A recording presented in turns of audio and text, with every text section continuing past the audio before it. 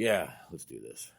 There is no honor among thieves in the first place. He put hard times on Dusty Rhodes and his family. Hard times are when the textile workers around this country are out of work. They got 4 or 5 kids and can't pay their wages, can't buy their food. Hard times. You know that I'm the cream of the crop. It doesn't matter what your name is. I have come here to chew bubblegum and kick ass. Woo! I tore them all down, and I came here for one reason. To attack and keep coming. I did this for the rock. You will rest in peace. I asked you 1,000,000 times to join the NWO, or you would be born. Lie! Shut your mouth, you thong-wearing fatty. Bang, bang. And what you gonna do when Hulkamania run wild on you? And that's the bottom line, cause Stone Cold said so. Yeah! Fire! I won't ride in nothing but limousines, and I won't make love to nothing but the best of the women in the world. You don't know what hard times are, Daddy. You will know that your ass is mine. Bang, bang. The best there is, the best there was, and the best there ever will be. You got a championship belt? I don't. That's right, I'm a Paul Heyman guy. When Ric Flair's in town, showtime! Woo! Sweet! My belly's just a little big, my hand is just a little big, but brother, I am bad and they know I'm bad. Beat me if you can. Survive if I let you. Orderly! Woo! It is Rolex time! Quote the Raven. You just made the list! Who you beat, brother? Can you dig that, sucker? I am the game! The whole show. If I can be serious for a minute. You son of a bitch! Brock Lesnar! Damn! Austin 316 says I just whipped your ass. Oh, you didn't know? I mean, you're the Donald Trump of wrestling. You make Steven Spielberg look like a guy running 8mm films in a garage someplace. Will you stop? You don't want to recognize my belt, huh? You don't recognize my belt. I think you're a liar. I think you're a flat out, straight up, lying, crying bitch. Check me out right here, yo. Yo, the sun don't shine forever, but as long as it's here, then we might as well shine together. Better now than never, business before pleasure. P. Diddy and the fam, who you know do it better. Yeah, right, no matter what, we airtight. So when you hear something, make sure you hear it right. Don't make an ass out of yourself by assuming our music keeps you moving. What are you proving? You know that I'm 2 levels above you, baby. Hug me, baby, I'ma make you love me, baby. Talking crazy ain't gonna get you nothing but choke. And that jealousy is only gonna leave you broke. So the only thing left now is God for these cats. And babe, you know you're too hard for these cats. I'ma win cause I'm too smart for these cats. While they making up facts, we making up claps. In the commission, you ask for permission to hit him. He don't like me, him and wild wifey was with him. You heard of us, the murderers, most shady. Been on the low lately, the feds hate me. The sun is they say my killing's too blatant. You hesitating, I'm in your mama crib waiting. Not taping, your fam, destiny lays in my hands. Gat lays in my waist. Francis, M to the is H phenomenal. Gun rest under your vest, body abdominal. Rhyme a few bars so I can buy a few cars. Then I kick a few flows so I can pimp a few hoes. Excellence is my presence. Never tense, never hesitate. Leave a nigga bent, real quick, real sick. Wrong nights, I perform like Mike. Anyone, Tyson, Jordan, Jackson, action, pack guns, ridiculous. And I'm quick to bust if my ends you touch. Kids a girl you touch. In this world I clutch. 2 auto, Matos. Used to call me Fatso, now you call me Castro. My rap flows militant. Y'all faggots ain't killing shit. Oops, Cristal keeps spilling shit. You overdid it, Holmes. You in the danger zone. You shouldn't be alone. Hold hands and say it like me. The most shady. Frankie baby. Fantastic. Graphic. Trying to make dough like Jurassic. Parked in, pick the spark kids who start shit. See me, only me. The underboss of this Holocaust. Truly yours, Frank White. All right. There we go. Are you not pumped at the hearing that? Smart. You? Damn. Right. That's of course Boxman's ringtone, for those who are wondering. Yeah, that's my ringtone. Yeah. That fucking music is too loud, man. They need to turn that shit down in that song. God damn. Oh man. Goddamn music's too loud. That's no guitar. That's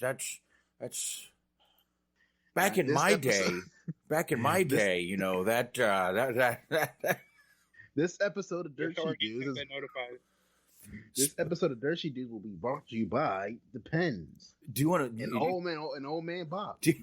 You really want to feel old? You really do? I got something for you here.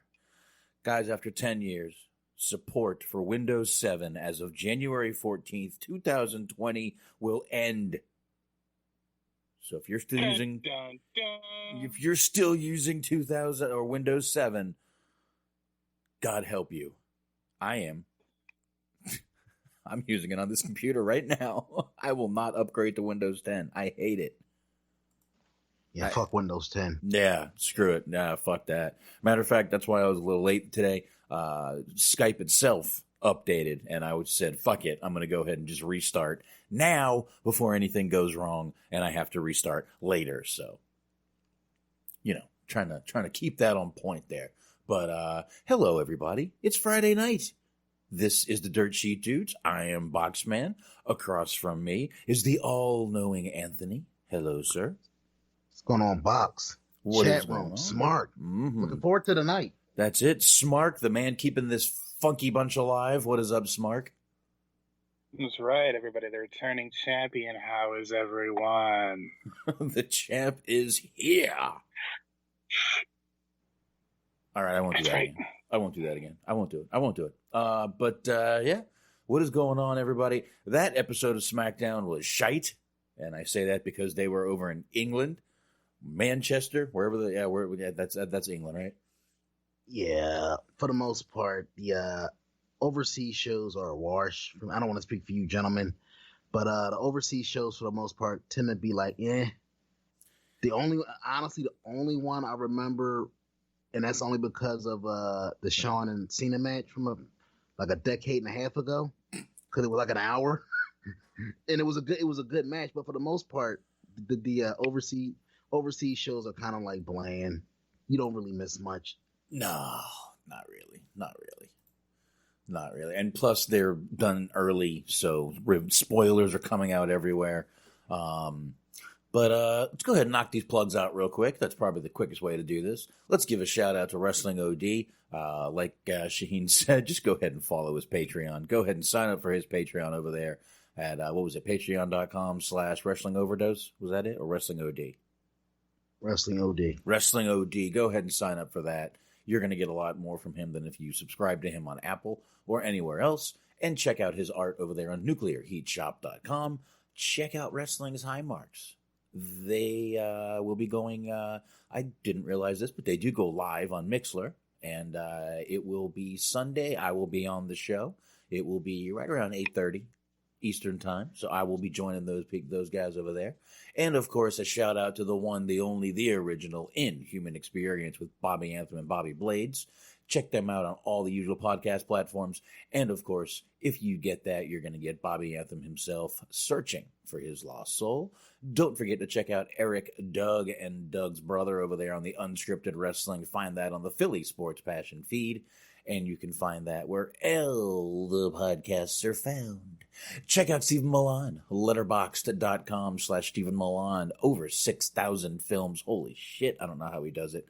Check out the Mark Report, Tuesday, 6:30 a.m. on YouTube. And you guys can check us out right here, mixer.com/DirtSheetDudes. And that's live every, Jesus Christ, Wednesday and Friday. Yeah, and Box, you're going live. You are. Fuck me. You're the hardest working man in podcasting, sir. No, trust me, dude. All over. You're the opposite of Shaheen. You don't turn down a podcast. Hey, at one point he was the same way. He was on everywhere for a while. So, but yeah, there we go. We got that out of the way. But yeah, definitely check out Wrestling Time Watch right here on Mixlr. You can check them out. And like I said, Sunday, 8:30 Eastern time, I'll be hanging out with them, and I guess we're going to talk wrestling. I believe that's why they're called the Wrestling's High Marks. Just makes sense, right? Yeah, weed, wrestling kind of goes together. Does on this fucking show. At least for me, it does. But anyway, that's neither here nor there. Anthony, you want to talk a little bit about the ratings, which are really, in my opinion, pretty fucking neck and neck, if you ask me. What is it, a 9,000 difference? No, actually, it's almost down the middle. I want to say 16,000. That sounds about right. I'm sorry, 16. Yeah, 16,000, something like that. But yeah, they rebounded nicely. But what do you guys? I want to get you guys' take on this. Like, what do you think? Do you think that they're on the upswing, or do you think that we're starting to see the bottom, where they're going to bottom out and level out at? Do you see them going any higher than what they are now? I do. I think both shows are going to hit right around that million point, and I think that might take a few months to hit, but I think both shows are going to flutter around that just under to 1 million point in due time. I'd give it 3-4 months, but I think that's where the bar is going to be set, just under 1 million to that million for both those shows. I don't know. What do you think there? Smarkety smart.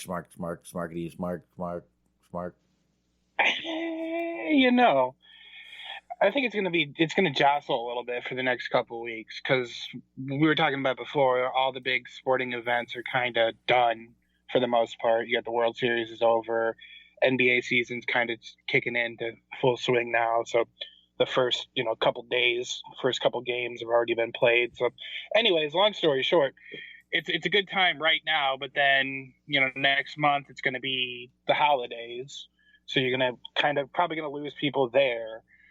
And then I feel like once you start hitting the January, February, and maybe even into the summer, that's when you're going to start to kind of see the true numbers of what we can expect, I think. Sounds about right. Yeah, you know what? I think January is probably going to be. Excuse me, guys. I think the holidays are going to be an excuse for them. Well, it's the holidays, that's why the ratings are low. So January, February, I think will be telltale signs of where both these shows are going to start ending up. Yeah. What about you, Anthony? Yeah, I think that's about right. I think get through the holidays, because wrestling fans, wrestling experts are going to turn in road dog, basically. People are gearing up for the holidays, gearing up for Christmas, gearing up for Black Friday, gearing up for New Year's, gearing up for a beer run to the wine and spirit store. Typical shit. But get through the holidays, and I feel like right after New Year, mid-January is when you'll get like a true gauge on where the ratings are. Yeah, around that time, most definitely. But I mean, it's like Antox is saying, the World Series was over, so of course they got a little bit of a pick me up. And again, I know I keep saying it, but it's gonna just take people a while to get used to watching on TV instead of going on the network. And I mean, that's where I watch today. Network, no commercials, hour and 32 minutes. Now, if one of our helpful chat room members can post up those results, the ratings for this would be greatly appreciated. Because the gap was closed. I mean, AEW did go 6-0, but it was close. Now, obviously, NXT got a bump because of the exposure they got on Raw and SmackDown. Mm-hmm. But, this is obviously they're playing hardball. Now, do you think that obviously they're doing it for the build-up to Survivor Series? Do you think that kind of goes away after Survivor Series over, or do you think that if they continue to see like bumps in this build up to Survivor Series with the ratings, do you think they'll continue the main roster presence on NXT? Because, like I said, you want to play this game. We all know Vince doesn't like to lose, and he'll outspend you out of business. I mean, obviously the Khans had more money, but Vince is Petty LaBelle times 100. Yeah, you're right. Like he's the type of the guy, he'll lose $100 million just to put you out of business. Yeah, and thanks to Antox as usual. NXT 812, AEW 822, so it was 10,000. So I was close enough without going over. Price is Right rules. I won, Anthony. Thank you, Antox. Price. If we were going Price is Right, I would have won that. By the way, just so you know.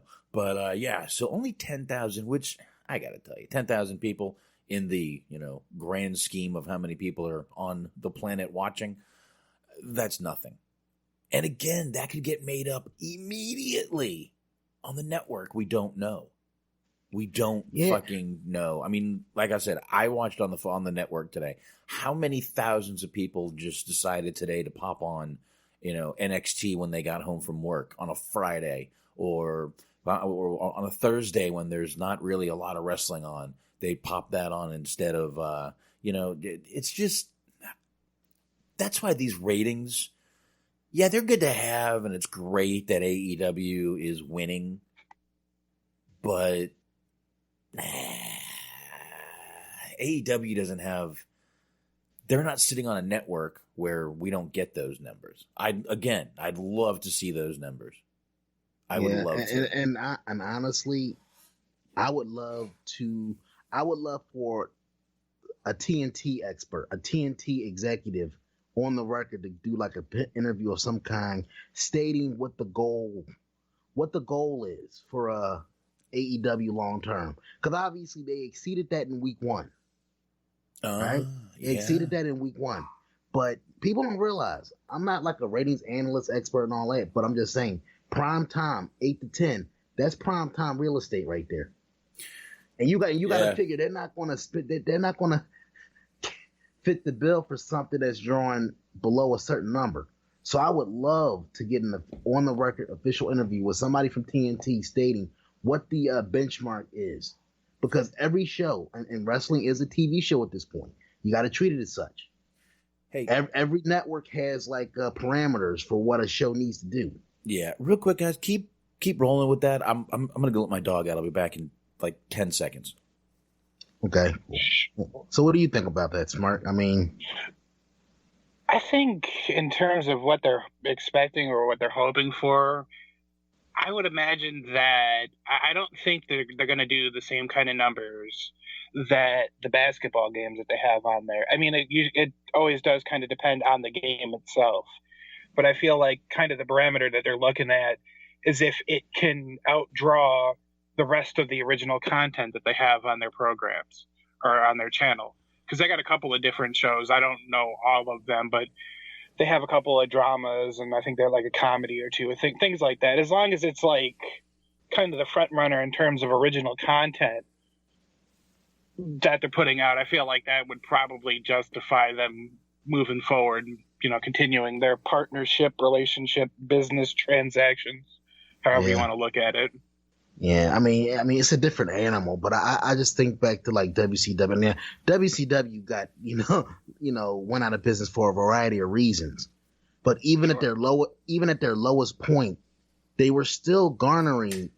They were far and away the highest rated program on TNT or TBS. They were like at the end, they were like still like high 2s, low 3s. WWE would kill for those type of consistent numbers today for Monday Night Raw. And they still got canceled. Sure, I don't see AEW, at least initially, at least for a long ass time. I don't see them getting those type of numbers on a consistent basis. Yeah, no, they also have to go ahead. I'm sorry. No, keep going. Well, what I was going to say is they also have to get to the point where they're putting out things that you absolutely have to see right now as it's going on versus, I can afford to DVR this and I'll watch it later or I'll watch it next week or whatever. Like, that's the benefit of live wrestling, live sports is like it's happy, it's more urgent, or if it's good, if it's exciting, if you have people talking about it, it's more important and more beneficial for the viewer to watch as it's going on because they can't afford or they don't want to have the thing spoiled for them. Whereas, a series, you can kind of avoid certain people who might watch it. Whereas, the live sports, that's why live sports are still doing the ratings that they are, you risk, if you're not watching the game as it happens, you risk going on Facebook and someone, a fan of one of the teams is spoiling what happened in the game, and then you're not going to watch it again after that. So it's up to them to put on something that is in the best interest of the viewer to watch as it's happening, because they don't want to miss it. Yeah. All right. You pretty much said everything I was about to say, so you stole my thunder, you fucking smark. That's right. But you know what? Also, the one thing I will agree when we're talking about ratings, one thing that is true, in the 90s, there weren't, unless you had satellite, there wasn't 500 channels, all these, and you couldn't DVR everything and do this and do that, and internet was just getting big, so it was a little different back then. I mean, let's face it, the ratings back then, those two, Raw and WCW combined, I don't think I'm fucking exaggerating when I say they used to get 12 to 13 million people combined, both those shows.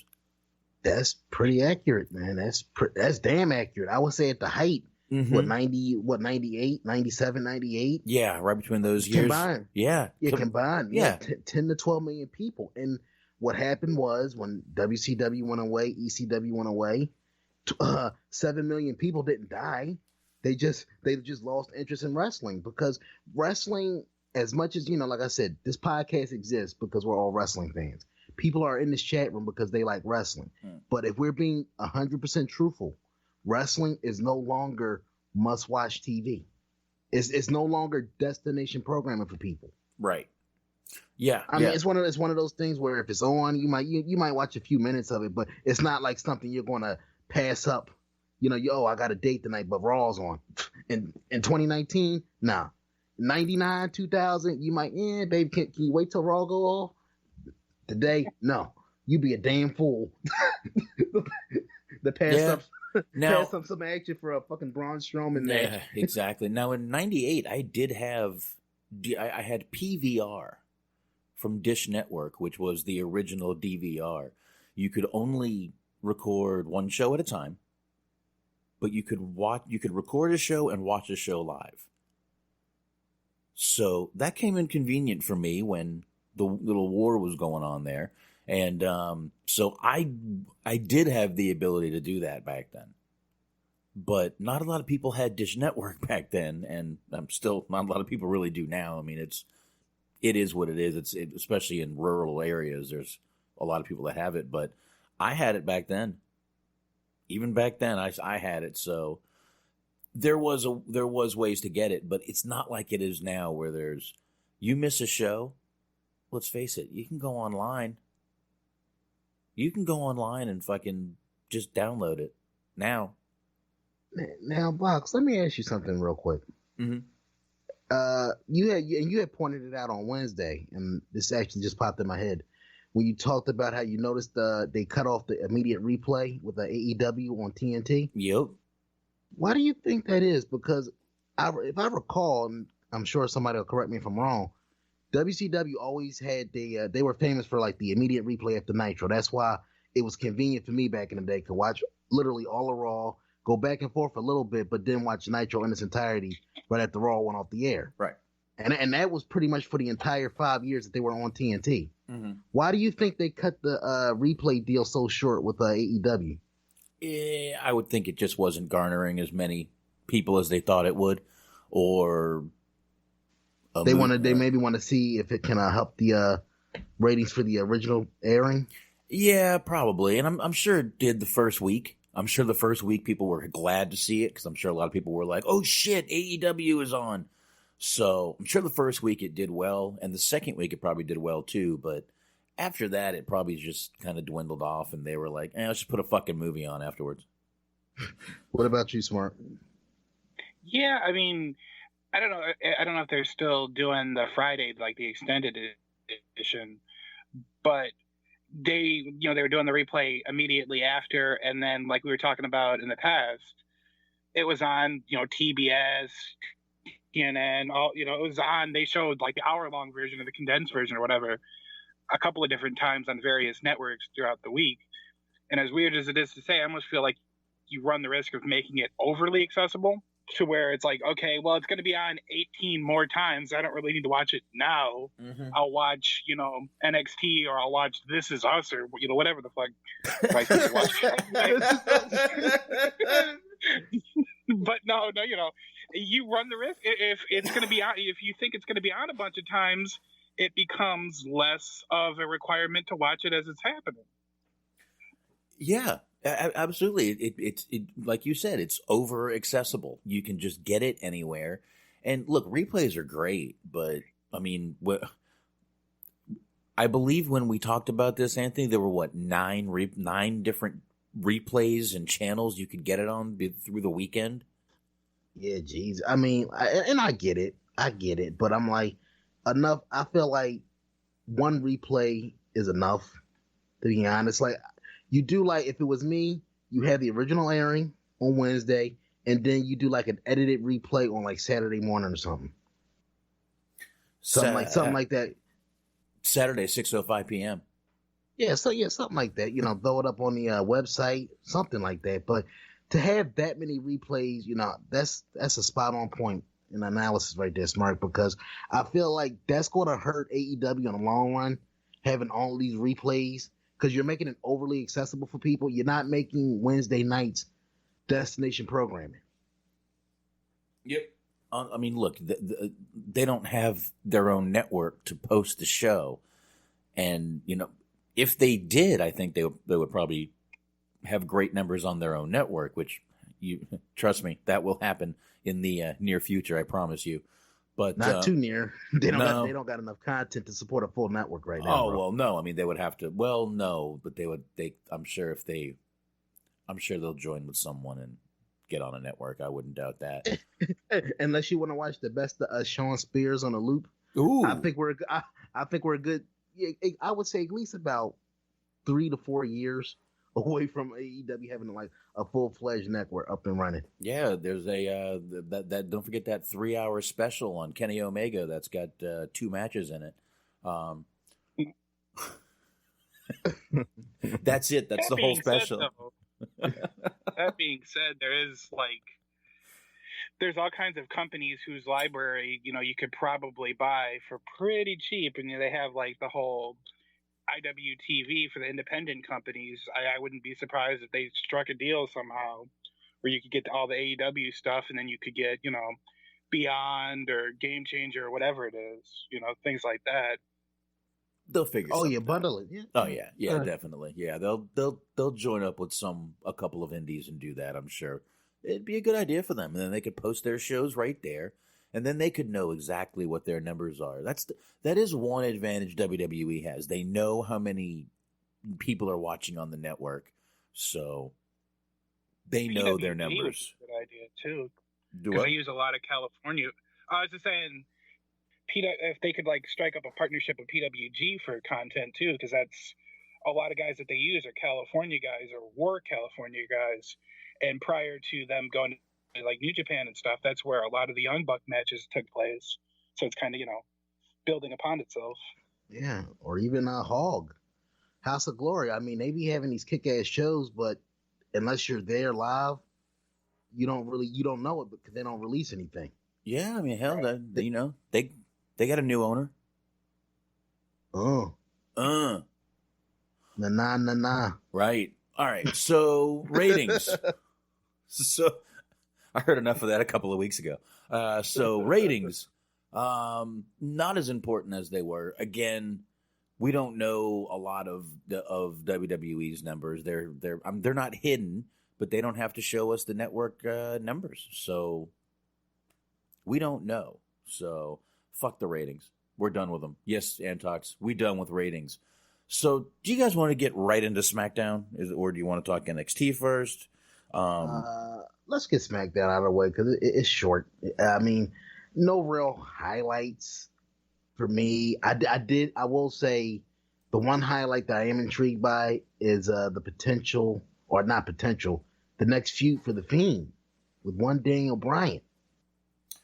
Yeah, but there is one thing I want to say before we get into SmackDown. Yeah, England can kiss my ass. There we go. Thank you, Jerry Lee Lewis. England can kiss my ass too. But anyway, I had to get that out of the way. I had to. So, just for, we might as well, be honest right off the bat. If I had to guess, Boxman did not watch the first 20 minutes and the last 20 minutes because SmackDown this week was bookended. Yeah. Bookended by Boxman's favorite wrestler, even though he'll never admit it publicly, but Baron Corbin is his favorite wrestler. Not Mike. King Corbin, he was No. loving it. He was telling us off air he was a big fan of the new gear. And the new Corbin, gear. The only thing on the new gear that makes sense is the goddamn knee pad looking things, the fucking cocksucker.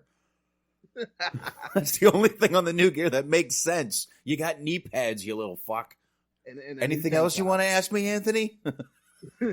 Hey, look, he clearly got a raise, got a new tank top. Yeah, well, I mean, I think he just embroidered a gold little thing into it. Fuck. No, to be honest with you, I had set my alarm for 7. Wait, here, remember it's an hour earlier here, Central Time, so it starts at 7. I set my alarm. I woke up, I saw Baron Corbin, and I reset my alarm for 7:15 and went back to sleep. And I got up, and pretty much he was just about getting out of the ring. So I was like, perfect. Then I made myself some dinner, and that was pretty much how I watched SmackDown. Yeah, SmackDown.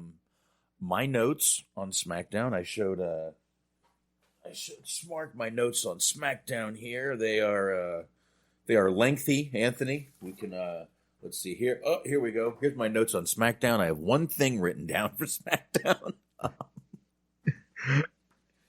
Yeah, I'll be honest, dude. I'm struggling. I mean, let me see. New Day won the tag team titles for the 7th time. They did it for Woods. They did. But one thing, what the fuck was up with the set? It was the most basic. This looked like an indie show. Are you upset that they didn't bring back the giant phone booth? I'm upset they didn't bring back anything. Literally, it was just a fucking screen with 2 fucking British flags on bookending it. That was it. UK, you suck. You don't deserve shit to be flown over. Fuck you.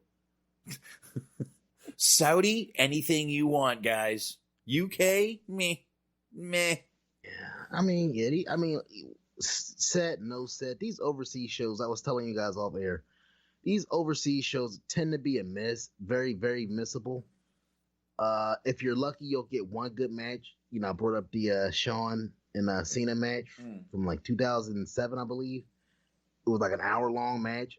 That one was dope. But beyond that, man, like the overseas shows typically are just kind of like very bland to me. Like nothing happening in shows. No disrespect to the UK, but nothing ever happens on these shows of major note that you have to see. Even if you read the spoilers, it's still like, yeah, I see it. I saw that coming. Did you guys expect anything special out of this international edition of SmackDown? No, I could have read the spoilers and slept through the show. That's probably what I should have done. Yeah. Now, I want to bring Smart in on this. Did anything stick out to you tonight, sir? I can't really say that it did. Like, I didn't even know that it was supposed to be a UK show. As soon as I found that out, I was just like, oh, God, here we go. I mean, it's basically, it's purgatory, right? Because, like, you got everybody going and everybody's excited, or at least I know we were, about what was going to happen next. And what happened next was, like, just essentially they decided to pull into a rest stop for about 20 minutes and use the bathroom. It's like, that's it. We had a few little surprises. We had Shayna come out tonight on this show. We had Imperium beat up Heavy Machinery on this show, which that was nice. That was nice. I like that. Minus Walter, but I did enjoy that. I thought that was pretty cool. Like I said, we had Shayna come down and attack Bayley, who someone needs to stop fucking with her makeup. We got, Dana Brooke won a match tonight. And, yeah, I mean, that was something. Tyson Fury. That's the next thing. That sucks. I mean, look, I don't follow his boxing career and all that. And if you're a fan of him, I'm sorry, but that guy fucking sucks on wrestling. I'm sorry. If I never see him again, it'll be too fucking soon. What a waste of a fucking segment that was. What a piece of shit segment that was. I'm sorry. Yeah, they were interrupted by B Team. And they I think we should team up, and it's like, weren't y'all just like grudge matching like a week ago overseas? And I mean, this and the guy is awful. He's a smiley little horrible acting man. Well, he's not little. He's a very tall man. How do you feel about Tyson Fury, though? All right, we're talking about both, okay? No, but you know the funniest part of that whole deal to me was, in a bad way. I mean, that was like not botchamania, but it was just funny to me because it was awkward. His purple pants. Did you notice on the stage, Braun's doing his arm gimmick? Before he does it, he looks over at Tyson. You ready? And he just throws his arms. Yeah, it's like that's your cue, dummy. Yeah, this whole thing is, there's going to be a match, obviously. He's coming back.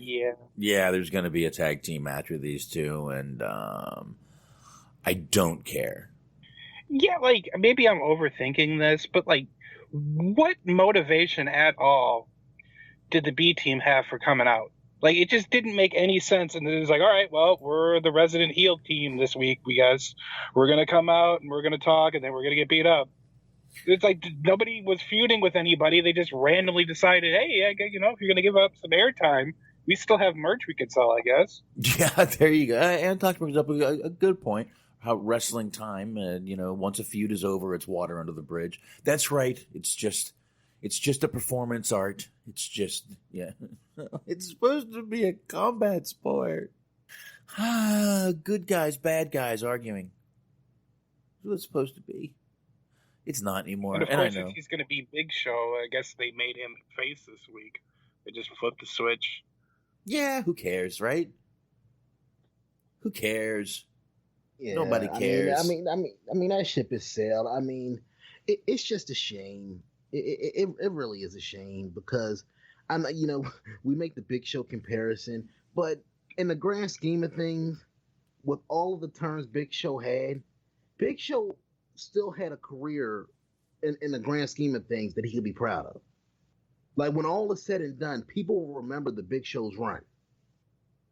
Braun Strowman, not so much, because he never really got a run. He was over. He got over out of nowhere, and instead of running with it and seeing how far you can go with the big bastard, you cut him off at the knees. You sacrificed him to get Roman over, which didn't fucking work, and now you're left with a neutered monster. This guy means less than shit. Yeah, and I mean, he can always fall back on the fact that he is Andre's son.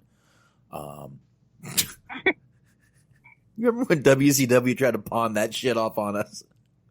Mm-hmm. Doesn't Andre only have a daughter? Yeah, but I mean, they were banking on the fact that the internet wasn't as accessible at the time. I swear to God, I actually did have people that were like, that's Andre's son. But no, even as like a 10-year-old, I'm not that dumb. Yeah, and that was kind of a shitty thing to do to a guy that was, it hadn't been dead that long. And I vaguely remember they had did that on a Nitro. Big Show was he was in the NWO at the time, and Scott Hall had made like a wise ass comment about the whole Andre storyline, and if looks could kill, fucking Scott Hall, we would have lost Scott Hall that night because Giant just. Oh God, I'm sorry, Smart. No, he just shot him a death stare. How confused were the gullible people when he ended up going to WWF and they ran that storyline with Boss Man and his dad? Their world must have got turned upside down. Oh my God, I never even put that together. You're right. They must have been like, wait, I thought his daddy was. Oh no. Andre died again? Andre... y'all know the sick part about that storyline. Big Show's daddy was already dead.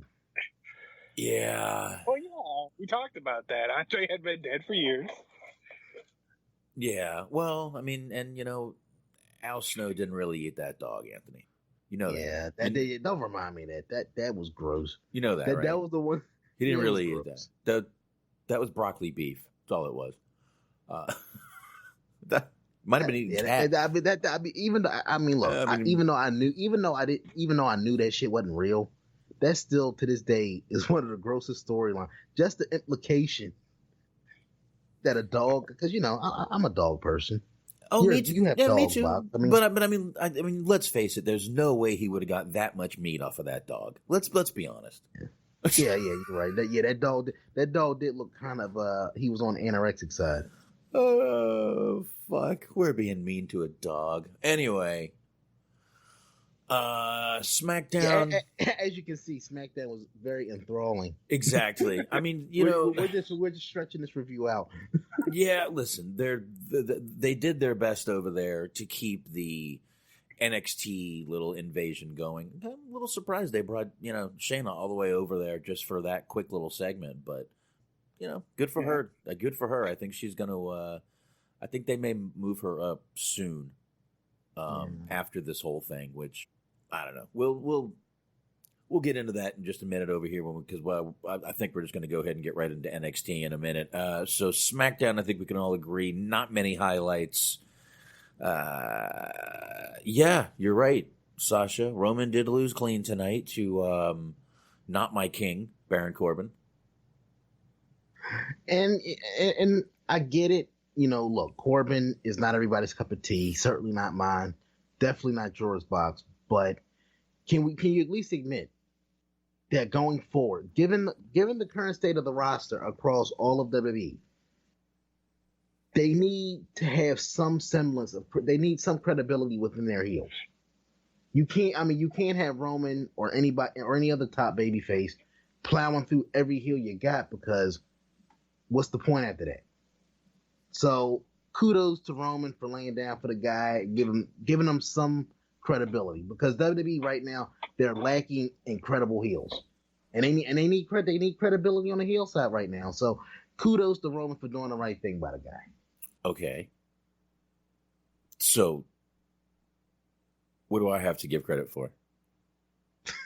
I'm wondering where the question in that was. I don't have to give credit for anything. He sucks. Corbin sucks. I'm just saying, if you're going to invest that type of look, dude, they made this guy a king. They're giving him all of this television time. If you're going to have that type of investment in a guy, give him some. You might as well give him some credibility. You have to give him some credibility boosting wins. If this guy is going to be opening up SmackDown with promo segments and he's going to be getting this type of TV time, he has to win every now and then. That's all I'm saying. All I'm saying. Sasha Baron Corbin, # stop the hate. No, I will not. Where do you stand on Corbin, Smart? I don't think I've ever go ahead. I got to go let my dog in. Ideally, his throat would be where I'd like to stand on. No. I mean, it is what it is. He's just kind of a generic heel to me. Nothing really wins me over. Nothing he really does aggravates me. He's kind of boring. They exist. He's kind of in that Eli Drake role of wrestlers that just exist. Now, before we get into NXT, which was a fantastic show this week, what do you think about the possibility of Bray Wyatt and Daniel Bryan, under different circumstances, revisiting their old feud? Yeah, it's interesting for sure. There's there's different elements at play there too, because you had the entire show, and I guess it's been going on for a little while before that too. You had Sami Zayn trying to recruit him into whatever little faction powwow that he's got going on with like Cesaro and Nakamura. And now that he got attacked like that, it leads you to kind of question, maybe is he going to be vulnerable? Is he going to join with them just kind of so he has people to watch his back? like there's different elements at play there that they could run with and that they could build on. So there's places they could go, and it kind of keeps you guessing, and that's what you want out of an angle. So right now, it's got potential to be something interesting. I'm definitely interested in it, and I mean, obviously, Bray's not dropping that title this early, but I guess going forward, like, because they've established Bray as almost like indestructible beyond words, like even more indestructible than the Undertaker was in the early days with the dead man zombie gimmick. How do you think going forward they book feuds with this guy, because they basically killed off whatever credibility the Curb Stomp had left with the Bray and Rollins feud. So what do you think it's going to take? Because it would be ridiculous to have this guy say ultimately end up losing like a roll up or a basic ass wrestling move after we've seen him take hammers to the skull, take between his 2 matches with Rollins, like no less than 25 stomps and kick out. All of this crazy shit. What do you think it's going to ultimately take to beat this guy? It's an interesting question. If you want to maintain it being a legitimate threat, you got to leave the door open for fuckery of some kind, or just like something like a ladder match, cage match, something where it's like he can lose, but he doesn't look weak doing so. He just, maybe there's a mistake or something, something that sets up so that he doesn't look too vulnerable and he can still maintain kind of the aura. But that's the thing, is that they don't really run with the monsters too long. Pretty soon, eventually they're going to end up killing those lights. Because, they did the same thing with Kane. Kane had similar lights, and then he didn't really sell anything too much at all when he first came out. And then, next thing you know, he's losing. After a couple of months, he lost to The Undertaker like 8 times in like a month or two. So that was in the first year? Yeah. Basically what you're saying, eventually The Fiend is going to lose in a roll-up to, Shorty G. That... I agree with that. I do. And I get what they're going for with the lights, but even back in the day, I never actually went to a show where Kane used to wrestle in the red light when he first came on the scene. Don't get me wrong, it's a cool visual, but I could imagine even back then you probably had people in the crowd bitching because it's hard to see with that fucking light on. So I think they need to kill that aspect ASAP. Nah, people weren't bitching back then. There were a lot of drugs. There were a lot of drugs. People were fucked up. Nobody was bitching. Everyone was fucked up, Anthony. No one was bitching back then. They just dealt with it. That's what they fucking did. They sat there and they took it. Bo fucking Hika, Anthony. Right. Bend over. Here it comes again. That's what we did. We didn't bitch. We didn't complain. We just said, hey, this light's annoying. All right, keep watching the match. We're going to have to call this. Bob, come on, Bob. We're going to have to call this the boomer episode, even though I'm not a boomer. Anyway. You would have been, if you was at Hell in the Cell between the lights and that damn cell, you would have been bitching. I would have been drunk. Every WWE show I went to, I could barely find my car. I mean, trust me, dude. I didn't care. Damn shame. I could bear Father of the Year over here. I didn't have kids back then. It was just me. Me and Paul trying to find my car. Paul, hey, old Rocky. But I guess before we move on to NXT, Bob, did you have any thoughts on a potential Fiend and Bryan feud? It would actually be cool. It would really, and Antok said it, and I was thinking the same thing. It would bring up the whole thing from years and years ago where Bryan did turn on him. So it would make a lot of sense. He turned on him and the whole Wyatt family. So it would make sense. I would like it, and I'm glad we didn't pass that part because that was actually a highlight of the show was Sami Zayn trying to recruit him and all that shit. Sami Zayn is a highlight of any show, to be honest with you. Yeah. Oh, yeah. I'm sorry. I would be remiss.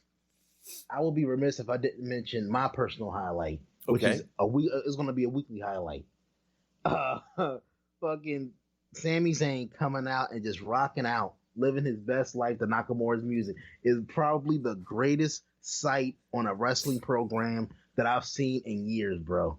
Like Yeah. that needs. I hope they never break up, just because it'll be a sad day when Sami Zayn isn't accompanying Nakamura to the ring, just rocking out to his theme music. Yeah, it's just going to be Nakamura again and his very bad musical timing. But yeah, that was definitely one of the highlights of the show. So, like I said, Sami Zayn, always a highlight, but I think that would be a cool little feud. Obviously, I don't know if they would reference back then, but that would be a cool little callback, little extra bow on the top there for that little story. I would like to see that, but I'm trying to think what else was a really good part of SmackDown, just to have a better highlight, and I really can't. Before we move, we'll close with this and move on to the next subject. Cesaro got a win. Beautiful. There you go. So NXT this week, man, was fucking killer. Now, they got a bump in the ratings, and obviously, can we all agree? A big part of that was everybody expecting Raw, SmackDown to come in, gang warfare, gang rules being spelled with a Z. Oh, yeah, but they were on a plane. Yeah, but most of them were already on an airplane, going overseas. So we got the OC. Hey, well, we got AJ Styles. We did, and we did. AJ Styles, look, I'll be honest, dude. That was a cool visual for me right there. AJ Styles and NXT with that crowd going ape shit, and I like the little beatdown that they did at the beginning. It was very old school NWO. I enjoyed it, like that unpredictability, guys just getting their ass kicked. That was good shit. Yeah, I mean, look, I like the OC, and the ending to the show was cool with Finn coming out, and they let him point the guns. He did the thing. The dude, they better not do that in Philly, dude. They're gonna get fucked up. That's illegal there. That is a hate crime in Philadelphia, right there. You know that? Damn. Yes. Oh wait, AJ Styles Raw exclusive. I'm disappointed because next week Philly gets SmackDown, and I was hoping AJ would be in a club, would be there, so I could be in the crowd and throwing up the gunpoint symbol. No, like I want to fucking smack. No, all you can do is throw up the too sweet. Now I did notice heel Finn Balor got a tattoo on his hand, his left hand. Did I miss that? Has he had that for a while or? No, I didn't know. It looked shiny and new to me. And has he always had one on his left, under his left bicep? I noticed 2 new tattoos on. I didn't think he had any tattoos. I never looked that hard at Finn Balor's physique. Me neither, but that's probably why I never noticed. But I noticed this big black tattoo on his hand because it was shiny. Looked like it had they put Neosporin on him usually, so it looked like it had That's what I noticed. But I'll be honest though, if I was jacked like that, I wouldn't besmirch that physique with ink of any kind. Well, I wouldn't besmirch it. It seems it seems like it's the middle age thing to do now is just like get tattooed. Look at Jericho. Look, fucking Jeff Hardy's still getting tattoos.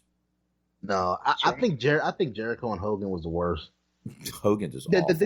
These dudes waited till like mid 40s, late 40s, early 50s. At least in the case of a guy like Jeff, he started getting them when he was like in his mid 20s. And if he wants to get them, whatever. But at least he was established. He's like, being like a tattoo guy. Yeah. Hogan literally went his entire adult life. This man waited till he was damn near senior citizen age to get tattoos, back tattoos on. And that fucking I don't know what the fuck Jericho was thinking with that flower. When I saw that shit the first time, I'm like, it just was. I love Jericho to death, man. But when he first came on the scene with the tattoos, I'm like, "Fuck are you doing, dude?" Well, my grandfather was 86 when he got his first tattoo. Seriously, as soon as he found out that he was going to have a military funeral and didn't have to be buried in a synagogue, he started getting tattoos. He had 12 by the time he passed 3 years later.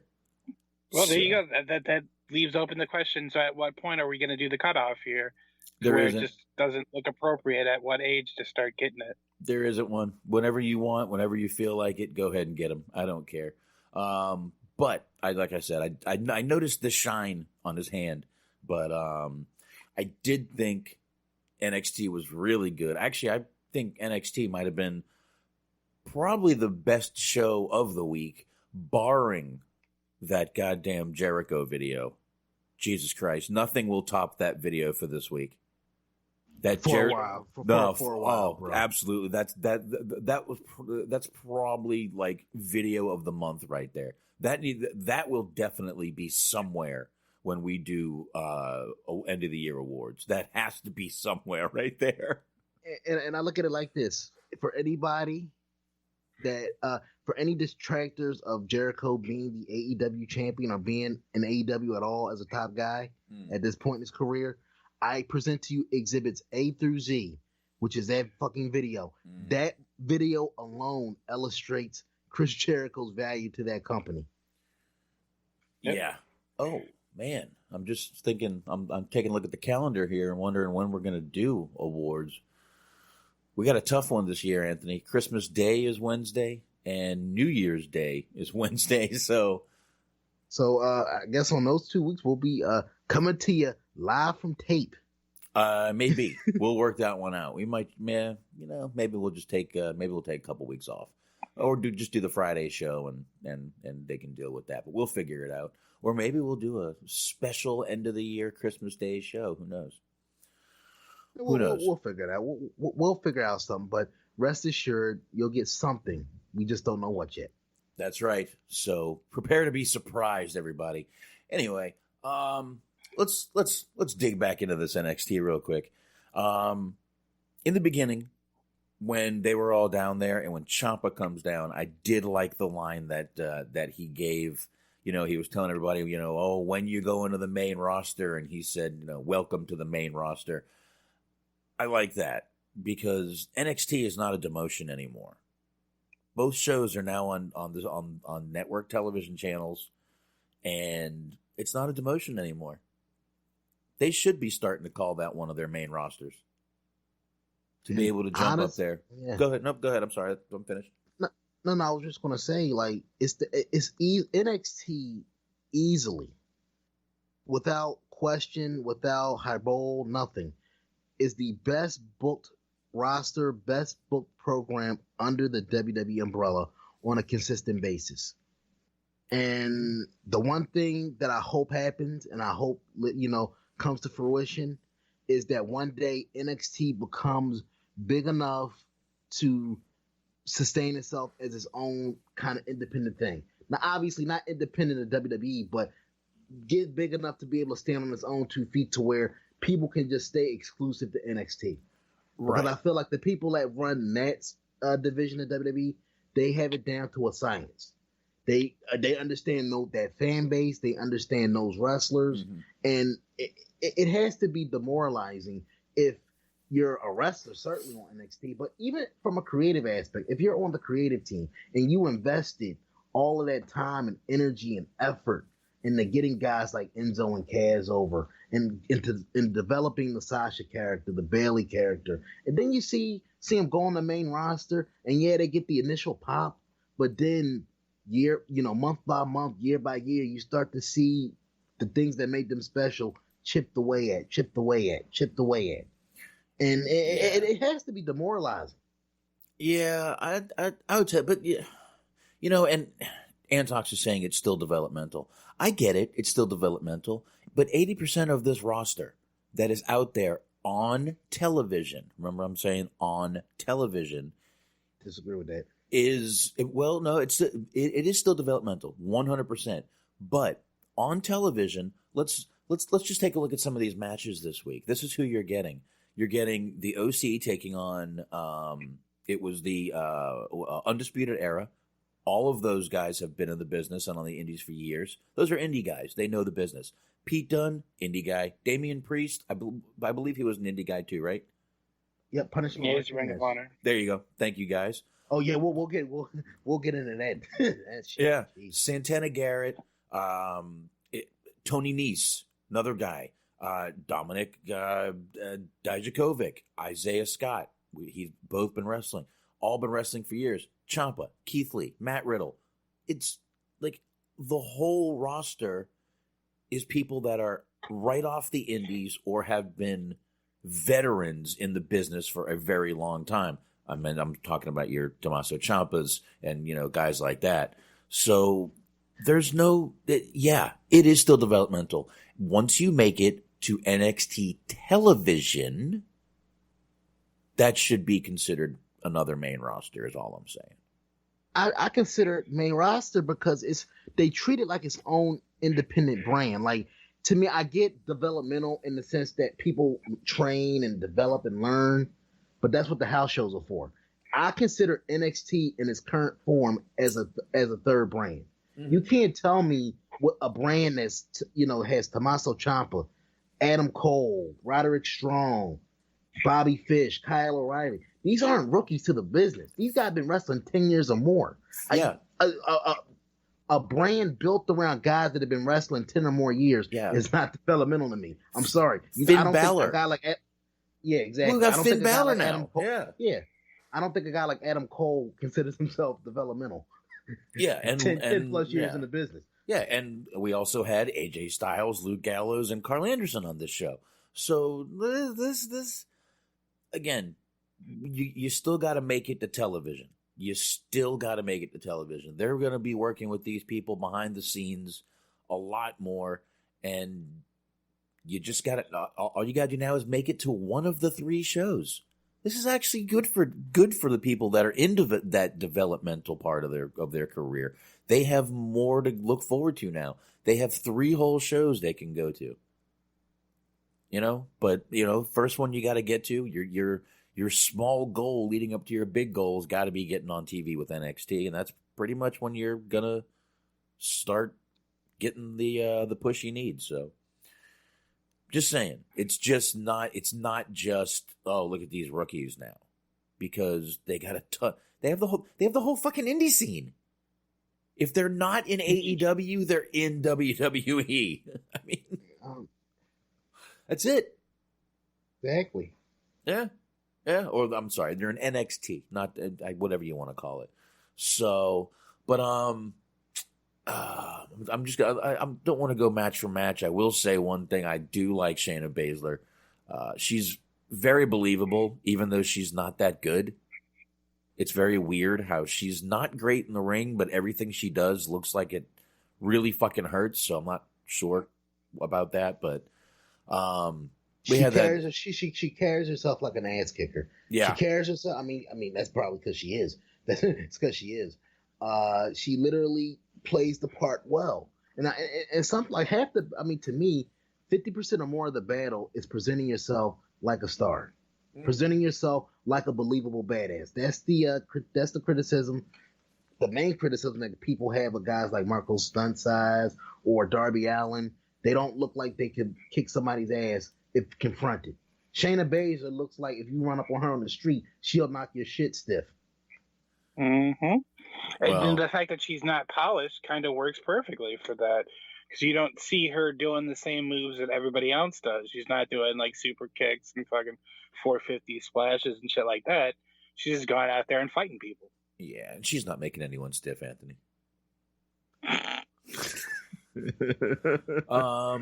We had Pete Dunne out there with Damian Priest. I really like Damian Priest. Once again, I'm not gonna get into Pete Dunne. I've said my piece on Pete. I've said my PD match though. I've said my PD piece. But this was a good match. The next match was awful. The Tanara Conti versus Santana Garrett. I'm not even going to talk about that match. Listen, I know Antox was saying, I know that match was bad. We have bad matches even on the absolute main rosters of Raw and SmackDown. Shit happens. They are really behind this Angel Garza guy, aren't they? Mm-hmm. Mm-hmm. Yeah. I've noticed he's getting a quick push. And dude, can we take a moment to just shake our head in amazement that WWE actually found a reason to dig through their massive video library to dig up Hector Garza footage.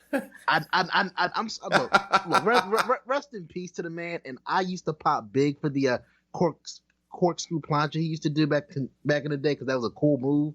But I never thought I would live to see the day where I would see Hector Garza highlighted in a WWE produced video package. Now you've seen it, sir. Now you've seen it. Definitely. But I'll tell you what, though, this was a good match between these two. Between Garza and Tony Nese. I thought it was a fucking great match, to be honest with you. As was this match with Dominik Dijakovic and Isaiah Swerve Scott. Two fucking tall motherfuckers in there. And that Dijakovic, who was he on the Indies? Anyone? He just went by Donovan Dijak, so they just kind of lengthened it. Okay, that's who I thought it was. Man, he's and, fucking. He's good. I've seen that dude in person, dude. Let me tell you, TV does not do him justice. That man is a freak of nature in person. Oh, he looks like a fucking mountain of a fucking man. And Isaiah Scott just looks like he's a tall, skinny guy, but those two in the ring looked like fucking big motherfuckers in that ring. And I liked this match, man. Both of those guys work like little, like fucking cruiserweights. So it was a really good match. I liked watching it. And then, we had Matt Riddle come out there. I liked the way Matt Riddle kicked his shoes into AJ Styles' face at the end. Yes. That was good shit. Those pink flip-flops went flying. AJ was like, what the fuck? Okay. The flip-flop community. I swear, I wonder if he saw pink and he had flashbacks. That was good shit though. That pretty much most of what Matt Riddle does is good shit. Just him coming to the ring. Literally when he comes to the ring, I'm like, I gotta smoke a ball. I need a ball. And you say that, and look, obviously, Mr. Riddle is obviously he's a fan of the Mary Jane. He doesn't hide that fact. But what I like about what they're doing with Matt Riddle in NXT is they're not making that the primary deal of his gimmick. Like he's just like a chill surfer dude, whatever. They're actually giving him some layers. Like once he gets rolling in the match, you see him progressively get pissed off. He'll come out to the ring and he's tagging hands and high-fiving and all that shit. But once the bell rings and once you get like 5-10 minutes deep into a match, you see him progressively get pissed off, and I like that. Well, they're giving him layers. And luckily he has that MMA background to where it's believable when he does get pissed off and he does start fucking people up. Because he's a smaller guy. I'm not saying he's not jacked. He's a jacked dude, but he's a smaller frame guy. But when he gets pissed off, you can believe it because he's got that MMA background. One thing I did want to mention, and one thing I have been catching on NXT, and I'm not crazy about it. Mauro Ranallo tries to make every single person who comes to the ring a sob story. Has anyone else noticed this? Yeah. And I'm still trying to. Leo Rush, he had an appearance tonight. He didn't get into the sob story. Thank God. I guess Leo Rush, he's a champion now, so he's redeemed himself. But yeah, I get. I get. He's trying to put people over and I guess he's trying to give everybody like a backstory. But I wish he would just mix it up a little bit. Everybody doesn't have to come from this bad background and they struggle, they depressed. First off, look, dude, I get, he comes from a certain background and maybe he wants to that's his way of spotlighting it. But I think he needs to kind of fall back on the sob stories a little bit because it has a tendency to bring the show down for me personally. It doesn't bring the show down. It's just, I feel like that's all they're concentrating on is making everyone a sob story and trying to just make them all likable. I got to be honest with you. I don't watch wrestling to hear their sob stories. I watch wrestling to not hear their sob stories. I watch them to hear about their character. That's what I want to hear about. I don't want to hear about what they went through to get where they are. You know when I want to hear about that? When they're on the main roster and they do a fucking special about them. Great. I can choose to watch it or not. That's where I'm fine with it. Otherwise, I really don't need to hear it. It doesn't need to be said. You want to make it into a storyline? I'm good with that too. But to just bring it up, oh man, like Santana Garrett, oh, what she has gone through. And then another person comes, Dakota Kai, I think he's like, oh, what she's gone through. And I'm like, okay, yeah, I get it. Yeah, Dude. I get it. Yeah, but and what I mean is, it brings the show down a little bit. I get it. Like he talked about Santana Garrett. You know, she lost her father to cancer, and look, that's sad. That's very sad.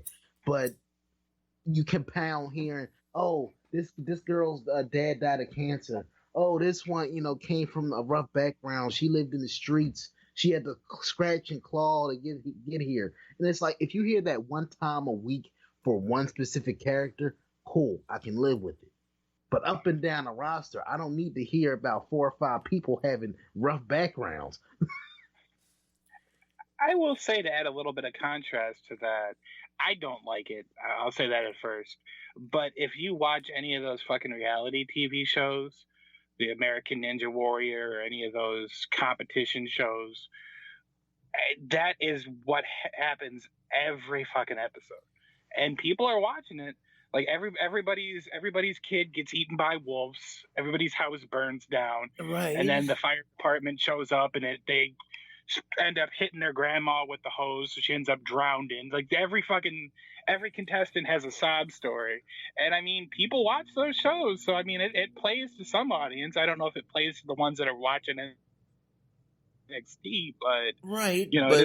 But yeah, go ahead. No, I mean that's definitely a fair point, but just remember, those are people. These are supposed to be characters with different backstories than their real life. True. Right. I mean, Undertaker didn't really die to come back to life and be a wrestler, did he? I mean, prove that he didn't. Wow, that is the most liberal answer I've ever heard in my life, dude. What do you got, Boomer? Can you prove he didn't die? Look, dude, Undertaker's been dead for years. His body just didn't realize it yet. Oh, God. All right, neither one of you are worth arguing. You guys just I don't think you give proper levity to the fact that poor Tori Wilson's father got fucked to death on television. And nobody cares.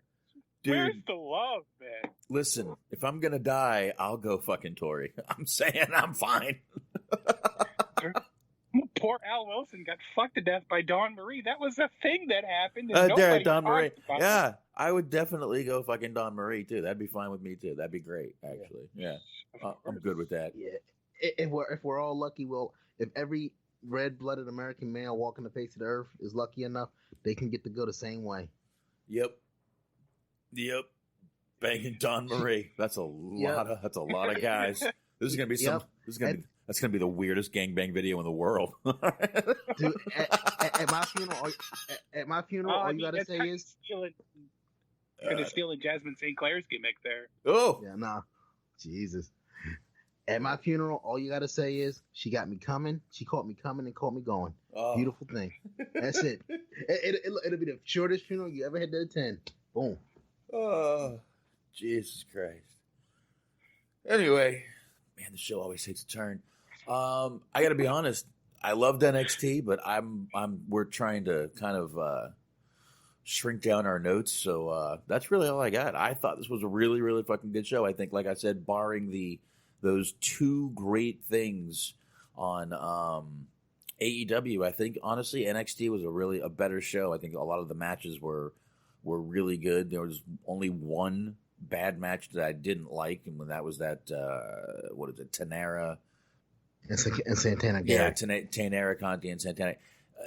Those two had no chemistry together. I will say, but yeah, that match was. I don't think it was necessarily terrible. It just wasn't for me. Overall, the last note I had here on NXT was I left super, super pumped for fucking War Games. Yes, specifically the women's match. Fucking like I'm hyped. I don't know about you guys, but I'm hyped for that match. Seeing Rhea Ripley makes me hype. Watching her pop that little tongue ring off her teeth makes me really hot for the match too. Anyway, I definitely think that the women's match, they did make their whole little group, both women, for War Games, and you're right, dude. This match is going to be fucking really good, and they still got one more to pick on the other team. Yeah, so who is it? Ripley's team that's solidified now. You got Ripley. Yeah. Now you got Candice LeRae. Yep. Mia Yim, and is it what's her name? Tegan. Yeah, I think Tegan Knox. Now I'm confused on something. You got Shayna Baszler on the other team, and why isn't she just taking her 2 girls right away? Maybe because they're saving it for down the line, something bigger. Maybe, you know, horsewomen, and you know, maybe they're saving that for, you know. But I mean, around the return. That's just my thought process on it. And all right, whatever. Hancock is asking us, what did you think about the main event ending in a no contest? It's actually rare. I'm glad he brought that up. It's actually rare to see an NXT match end in a no contest. What did you think about that? Go ahead, Smark. I'm going to get a beer. Sure, I'll go ahead and get into that. I feel for weekly television, just as a rule of thumb in general, I don't feel like it's that bad. I don't feel like it's that big of a deal. Like, as long as the match itself was good, and as long as it wasn't like a culmination of a big feud or something like that, or a title match or anything like that, like having it end in a no contest is not, you know, the worst thing that can happen. Everything that they wanted to do with it, they did with it. Everybody looked strong. It was a good match. It was entertaining. Like, you know, nothing really went wrong. You know, it didn't have a finish necessarily, you know, because it had the fuckery, but it was fine. And I guess to give them some semblance of an excuse, I feel like they're saving, like, they want to keep that intrigue of, can NXT overcome the main roster and head-to-head combat? They're basically trying to protect all 3 brands until the Survivor Series. So if you're going to have these interpromotional, inter-brand matches leading into Survivor Series, I highly doubt you're going to get a clean pinfall victory. Yeah. Until we get to Survivor Series. Right. You know what I will say about that I did like at the end when they were having like the aftermath of the match? I like that Adam Cole also made a note to attack Ciampa too, because he defended his brand and everything, but he still made sure that he didn't miss an opportunity to get one up on, you know, a potential challenger for his belt. Right. Like, it actually makes sense. And can we point that out, man? Like, Tommaso Ciampa I feel like he's one of the unsung heroes of wrestling continuity right now. Because going back to last week on SmackDown when Triple H was giving his rah-rah speech and everybody's like, yeah, NXT. Tommaso Ciampa, during that whole segment, that whole skit, he never took his eyes off of Adam Cole in the title, Goldie.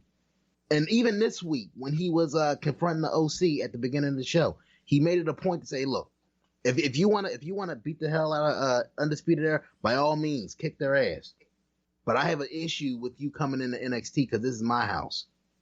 I like that, because I hate sometimes when they do these inter-brand feuds where all of a sudden everything else is forgotten. You have heels and baby faces going like nothing ever happened, like they don't got no beef going. It's all for the love of the brand. Fuck that. I love the fact that, at least in this instance, you have Tommaso Ciampa and Adam Cole not forgetting that they got beef. You know, I really wish the crowd would stop chanting "Daddy's home." It's just a little creepy. That's all I'm saying. This is gimmick. I mean, yeah. I know. I get it. That's fine, but it's creepy. Is it any? I mean, referencing their favorite Will Ferrell movie. Referencing the kind of porn they watch, maybe. Who knows? 2019. Any porn site you go to, the first 25 videos are fucking incest videos.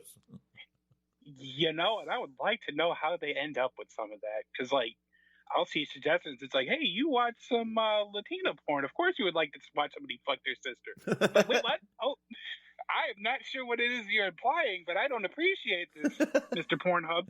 I don't know what I don't know what you're assuming something of me. But I guess yeah. We're not going down that rabbit hole. To put a bow on this NXT review, and thank you, Antox. I did neglect to mention that Adam Cole did beat Daniel Bryan last week clean, so that puts my whole protecting three brands argument to that basically killed that argument. But next week on NXT, they did hype up Io Shirai and Mia Yim having a ladder match for a War Games advantage. That should be dope. And you also have Leo Rush against Angel Garza for the NXT Cruiserweight title. So a lot to look forward next to on the NXT brand. Yeah, there's that match is going to get, what, at least 8-9 people watching? Mm-hmm. What? Which one? Leo and Angel Garza. Jesus, you want to talk about putting butts in the seats. I mean, that match right there. We're getting a ladder match, though. That main event, wow. That second hour is not going to be fucking good. I can't wait to see that viewership. But they built it up because, Angel Garza slats really hard. And apparently Leo Rush likes it rough. Yeah, he was smiling and laughing, and more like, hey, looks like he knows what it's about. Yeah, it's about he just got fucking looked like a bitch. That's what it looks like. That's what it's all about, Moro.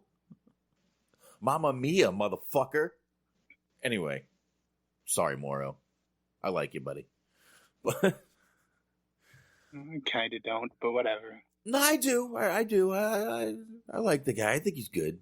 I would say I kind of don't. That's fine. You're allowed. Yes.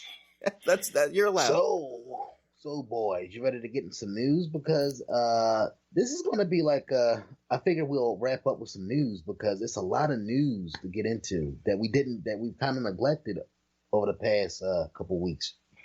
By design. Because we didn't want a 4-hour show. Anyway, let's get into this so we can get out of here. What do you got? Smark, you had like a whole story. I'm going to have to actually pull up Facebook so I can follow along with you here. Yes, the Ring of Honor controversy. This is Jesus. I mean, Ring of Honor. I don't know between the two. Which one is more of a dumpster fire at this point? Impact or Ring of Honor? And in terms of just shit bad companies, based on what's come out. Go ahead, Smart. Well, I agree. I would encourage you to be a fan first, because you're not sounding very fan-like right now. So, like, Bully Ray will show up at your house, but what the fuck? No. You don't talk to anyone. You wouldn't say that to your mother. You don't say it to Velvet Sky. I got over telling people that their sister sucks dick for crack doesn't mean that's how you're supposed to talk to a lady.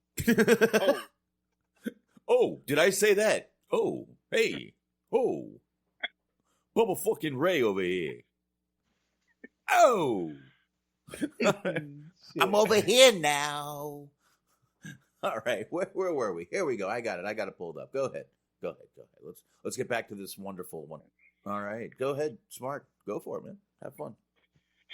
Yeah, no, I guess to go back to Anthony's question about who would be a bigger dumpster fire.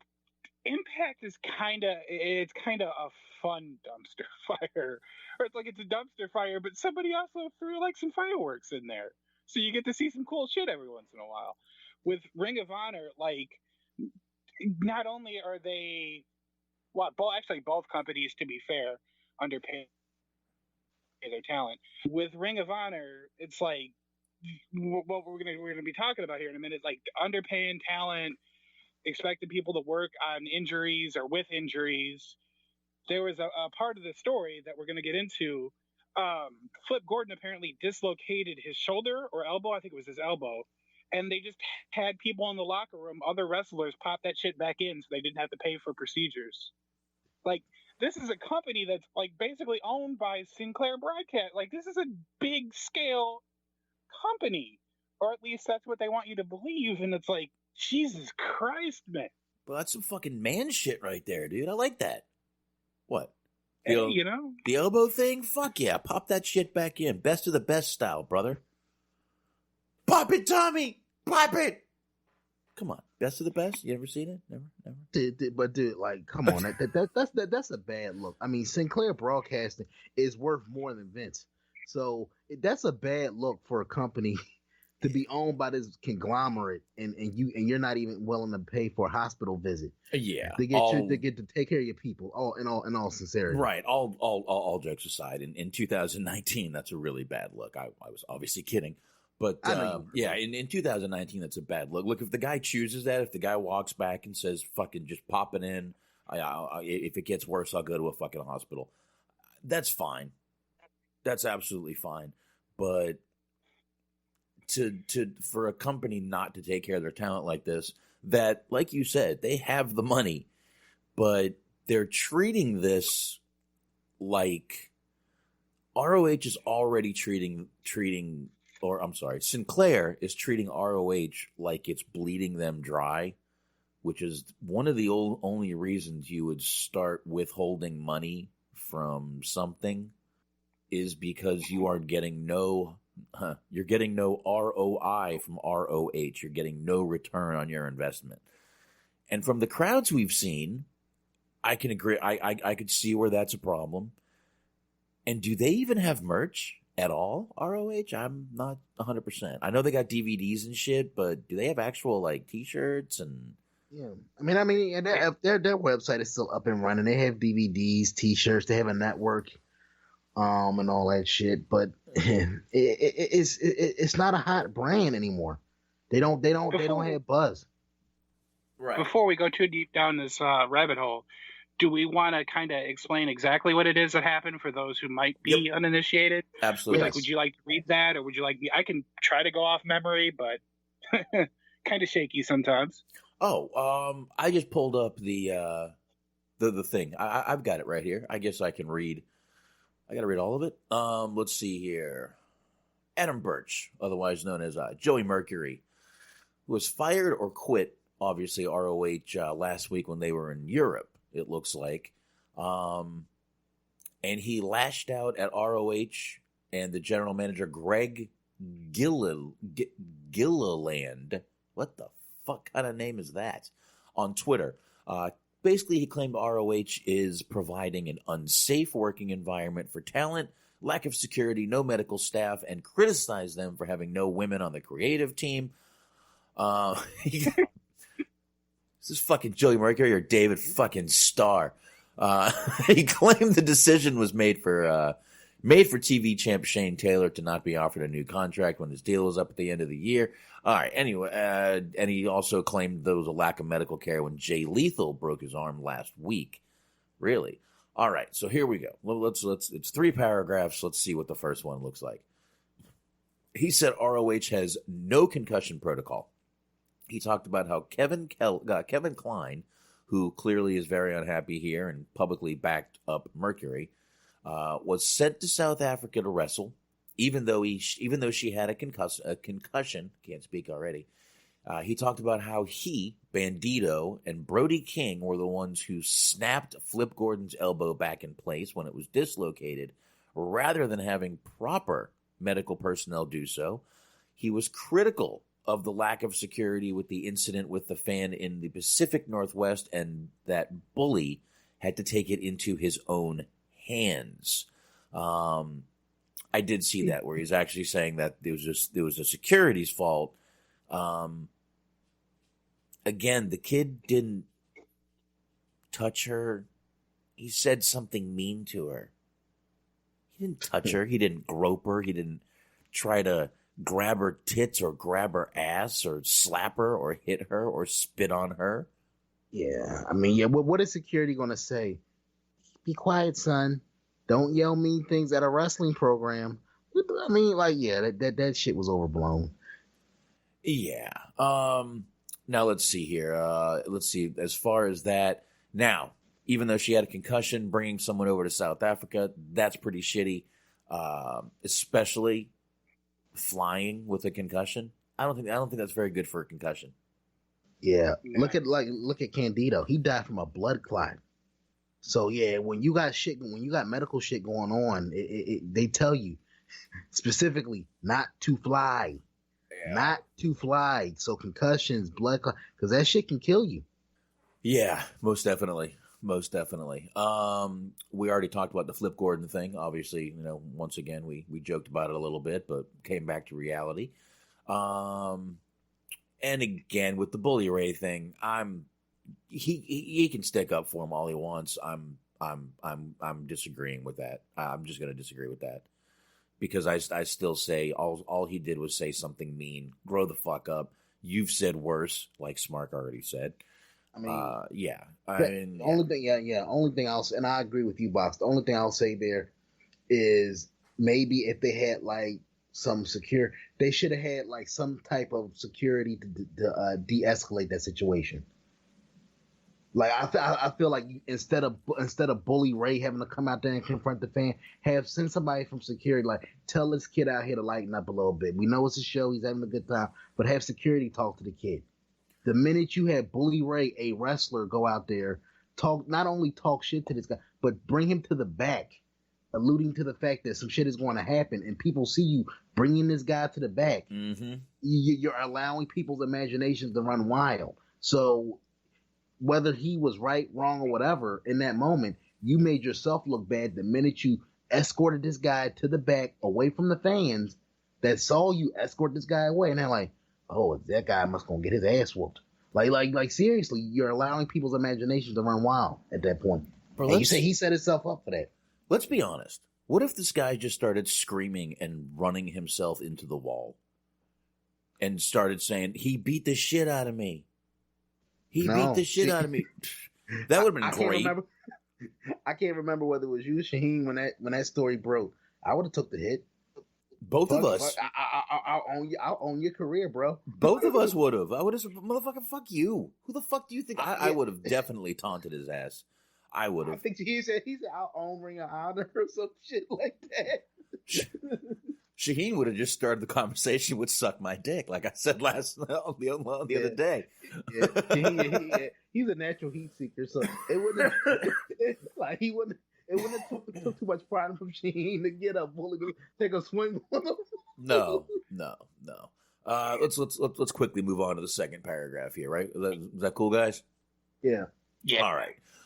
He keeps going. The only thing I can say is that's a misrepresentation, as the fan was heckling the heel women, but there was nothing physical or dangerous that happened. He released certain details from Klein, who asked for $24,000 per year on her next contract, and seemingly was turned down with the statement that if she got that all the women would ask for that figure.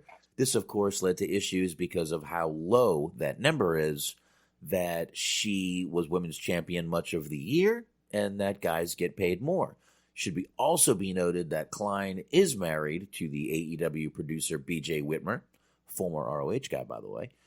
Mercury mentioned Jeff Cobb's contract was $50,000 per year, which expires at the end of the year. I do not like when people give other people's pay out publicly. Bullshit. That was like, unless he got the okay, that's the only aspect that I didn't like about this whole situation, because he was releasing like text messages, and some people did co-sign what he was saying, like that Kelly Klein chick. I think BJ Whitmer was another person. He works for AEW now, so he gives less than a fuck. He co-signed Mercury putting out information, but if a lot of these other people didn't co-sign him putting out this information, I thought that was kind of shitty. But can we just say how deplorable it is that this woman, Kelly Klein, and look, I'm not super familiar with her, so I'm not going to act like I am, but she apparently she's their she was women's champion for Ring of Honor for much of this year. Mm-hmm. And she's asking for a bump up in pay from $24,000. Yeah. 20. That's fucking horrible, bro. Well, no, well, she's asking for a bump up in pay to $24,000 a year. Yeah. That's not per show. That's not $24,000 per appearance. That's per year. That's horrible. That is pretty much less than half of what a normal. I mean, $40,000 is a pretty average salary for most people. Yeah, $40,000 per year, which that's an average salary, I would say. Most starting jobs, that's where you start at, 40 a year. They're paying these people jack shit. That's deplorable. I'm sorry. That's fucking hard. I heard that shit, man. That's horrible. That's a damn disgrace. Yeah. Smart, what you got on that? Yeah, okay, I mean, just obviously, everybody knows that's a low number. But, think about, break it down. 24,000, that's what you want to get to. That's $2,000 a month. Mm-hmm. That's $500 a week. They do shows. Sometimes they'll do 2 shows a week. Sometimes they'll do 3 shows a week. That's for what's supposed to be, again, a company that has these resources behind them. That is incredibly low. That is ridiculous. And again, she's the women's champion. She was the women's champion when they did that show in Madison Square Garden with New Japan this year. She was a prominent fixture in their company. And they're lowballing the ever-loving shit out of her. And, how does that, that's going to make you look pretty bad as a company. Now, I don't at all. I feel like going ahead and putting, Jeff Cobb's information out there like that, that's the same as, well, not the same, but it's similar to how we were talking before about the ACH situation where he just brought Jay Lethal into it for no apparent reason. It's not Jeff Cobb's fault. It's up to him to try to get the most money he can get, as it is everybody. And, not to defend him too much, but he's also working in New Japan from time to time. His name carries a little bit more weight than hers does, to be fair. Mm-hmm. But it's still not cool to put his name out there like it's his fault. It's not his fault at all. Yeah, but I mean, this is why I'm thinking that ROH is losing Sinclair a lot of money. If you are denying someone $24,000 a year, that's fucking awful. And that's peanuts, bro.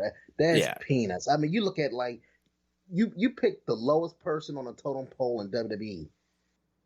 They're far and away making more than $24,000 a year. Easily. Oh God, the NXT people make more than that. Think about this though. By and large, I think with maybe a few exceptions, by and large, the people that are under Ring of Honor contracts are almost exclusive to them. Mm-hmm. You don't see them on independent companies.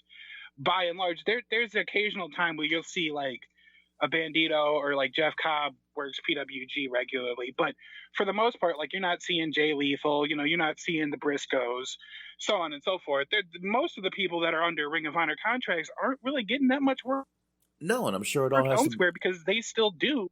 Yeah. Yeah, I mean, they still do spot shows. They still do just random non-televised, non-pay-per-view shows. Yeah, and I'm sure it all has to still be cleared with Sinclair and through ROH. So, yeah, they're still, and they can say no, obviously. So, I don't know. I just think it's pretty shitty, and $24,000 a year for a company of this size, a conglomerate like Sinclair, should be able to fucking put that out there like nothing.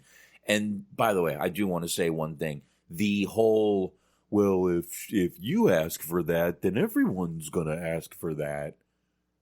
That's a horrible, that is the 2 words for that. Cop out.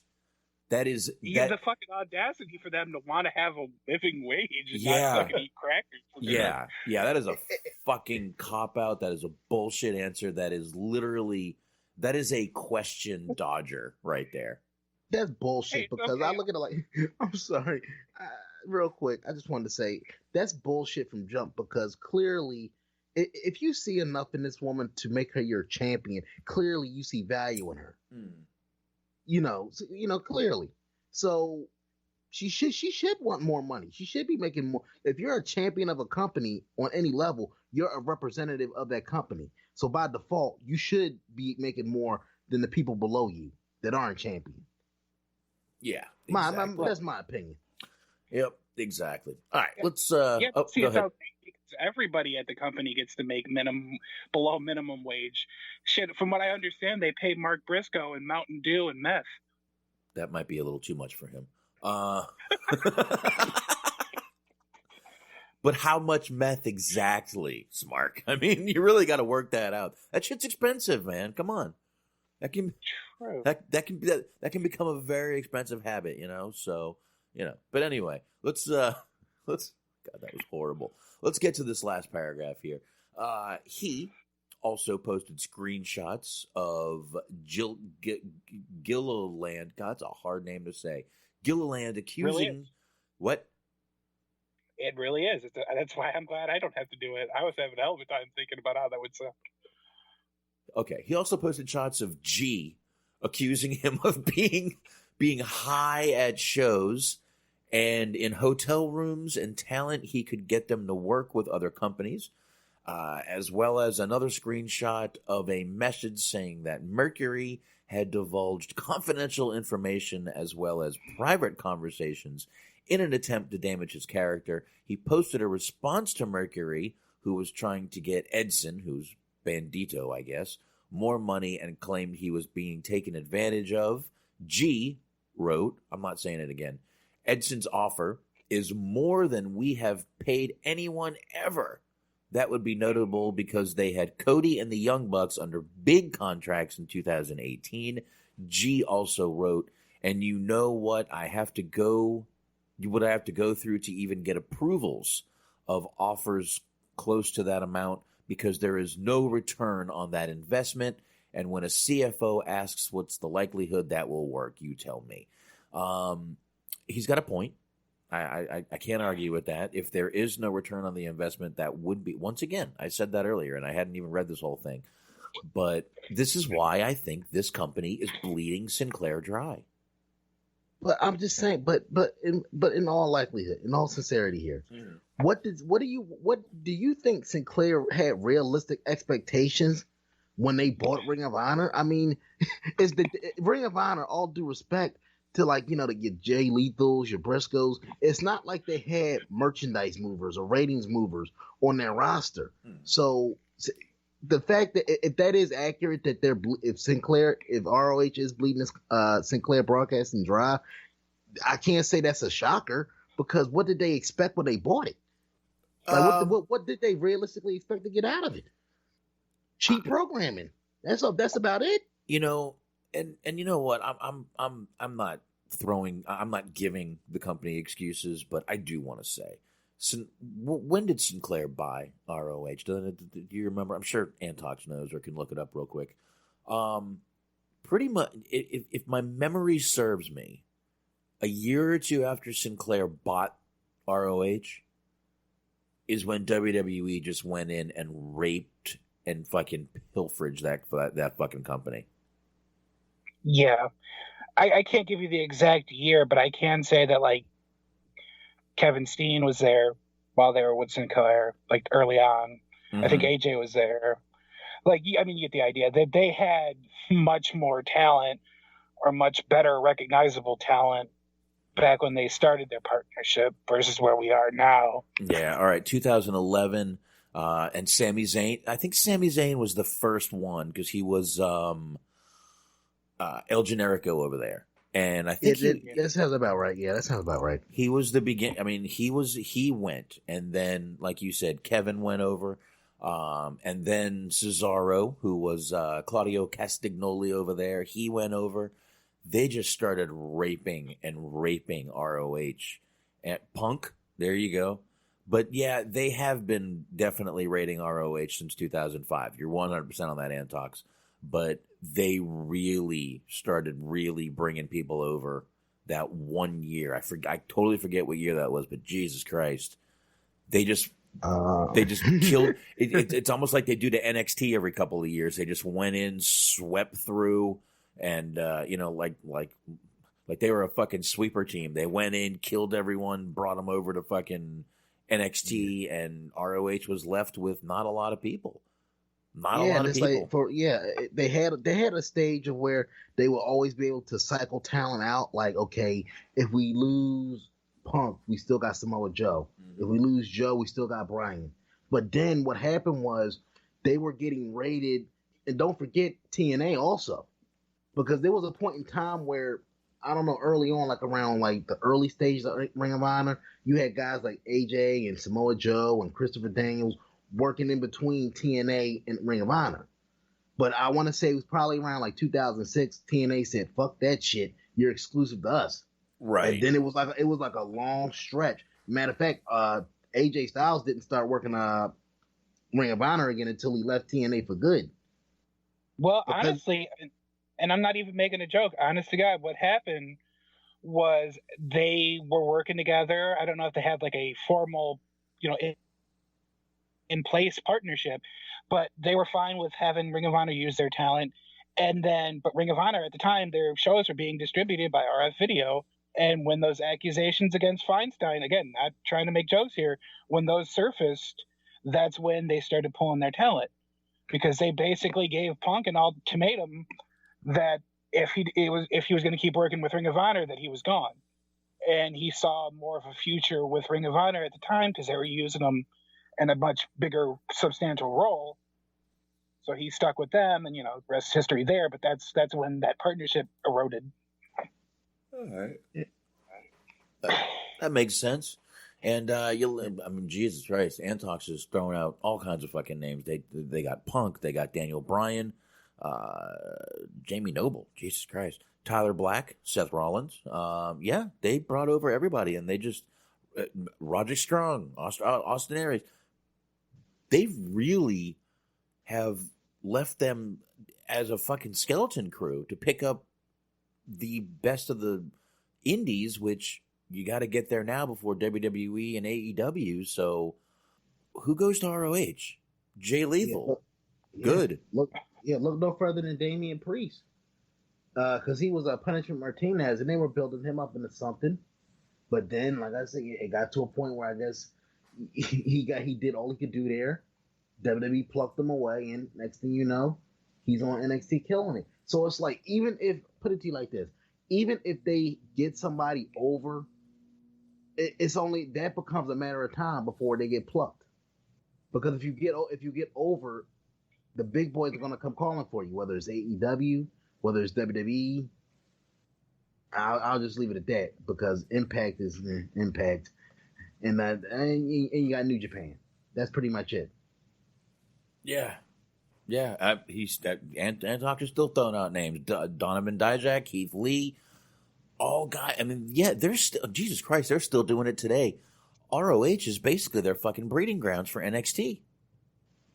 I mean, that's really what it is. Hey, thanks, ROH. That's a secret. Yeah. Hey, look, Triple H. Look, say what you want about the guy, but that's what makes him a genius. He literally he's learned his lessons from Vince well.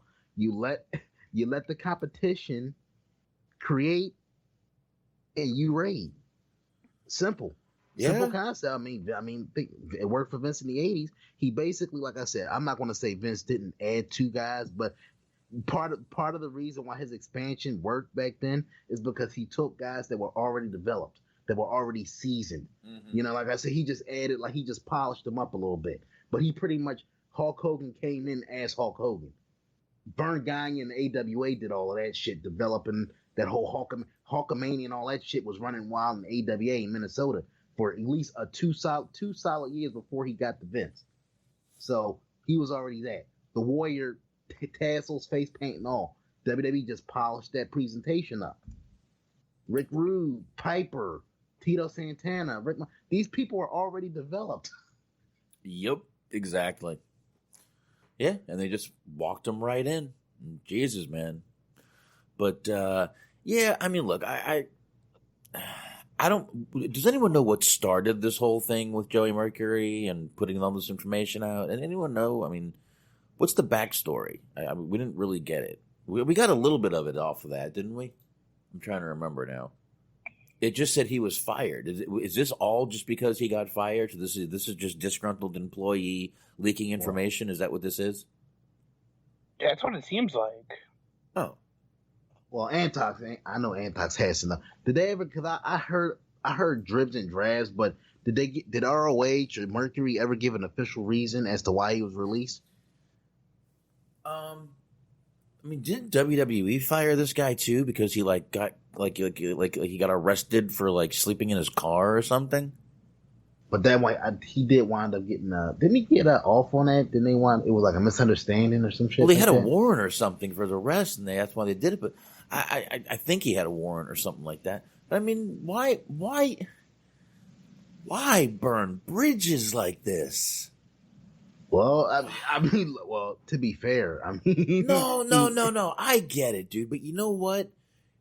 WWE fired you. No guarantee they're going to take you back. Now this company fires you, and there's probably no way they're going to fucking take you back now. Where else are you going to fucking go, man? You're Joey Mercury. You were not. Look, you're not fucking Hulk Hogan. You were not fucking Ric Flair. You were not fucking Shawn Michaels. You are Joey Mercury. Your biggest thing is you fucking had a quick run with fucking what's his name? Johnny whatever show you're on, John Morrison. That's it. That's it. Yeah. What else is Joey Mercury known for? Tell me. Give me something. Getting his face fucked up with that ladder, but I mean that was. Yes, you're right. He did get that ladder to the face. Okay, one thing. Fine, you got me. Damn it, you got me, Smark. I mean, on the one hand, you could say yes. It's not good, and also say it's not good to burn bridges. But in this, he basically didn't paint this company in the best light, and you have guys and girls working under some pretty horrendous working conditions. So on the one hand, yeah, it's not good to burn bridges, but is it kind of a good thing that he is blowing the whistle on Ring of Honor to hopefully shine a light on some issues and hopefully get some better pay, get some better working conditions for these people? Like, do you think that in that sense it's good to be a whistleblower? Because otherwise these issues will never get addressed. I mean, we got people fighting to get $25,000 a year, which is peanuts. You would still be underpaid. No, and look, I agree with that. But here's my other problem. Here's the flip side. A touch of devil's advocate here. If she takes the lower pay and still goes back to the company, whose fault is that? I get it. The company should be paying more. I'm not denying that. But if she makes a deal and gets the pay and whatever they come up with, she takes, that's not really the company's fault. And again, a little devil's advocate here. It doesn't matter what Jeff Cobb is getting. Jeff Cobb also came into that company after being Matanza, right? That was his name on Lucha Underground, which let's face it, that first season of Lucha Underground was pretty goddamn good. It got a lot of buzz. It lost its buzz, and I'm still not 100% sure why. But he came in with a name. You're Kelly Klein. You're married to BJ Whitmer. And who are you exactly? I'm sorry. Who? Oh, God. Who are you? I mean, I know who he is, but just the way you kind of just threw it out there. You're Kelly Klein. You're married to BJ Whitmer. Yeah, who? I'm sorry.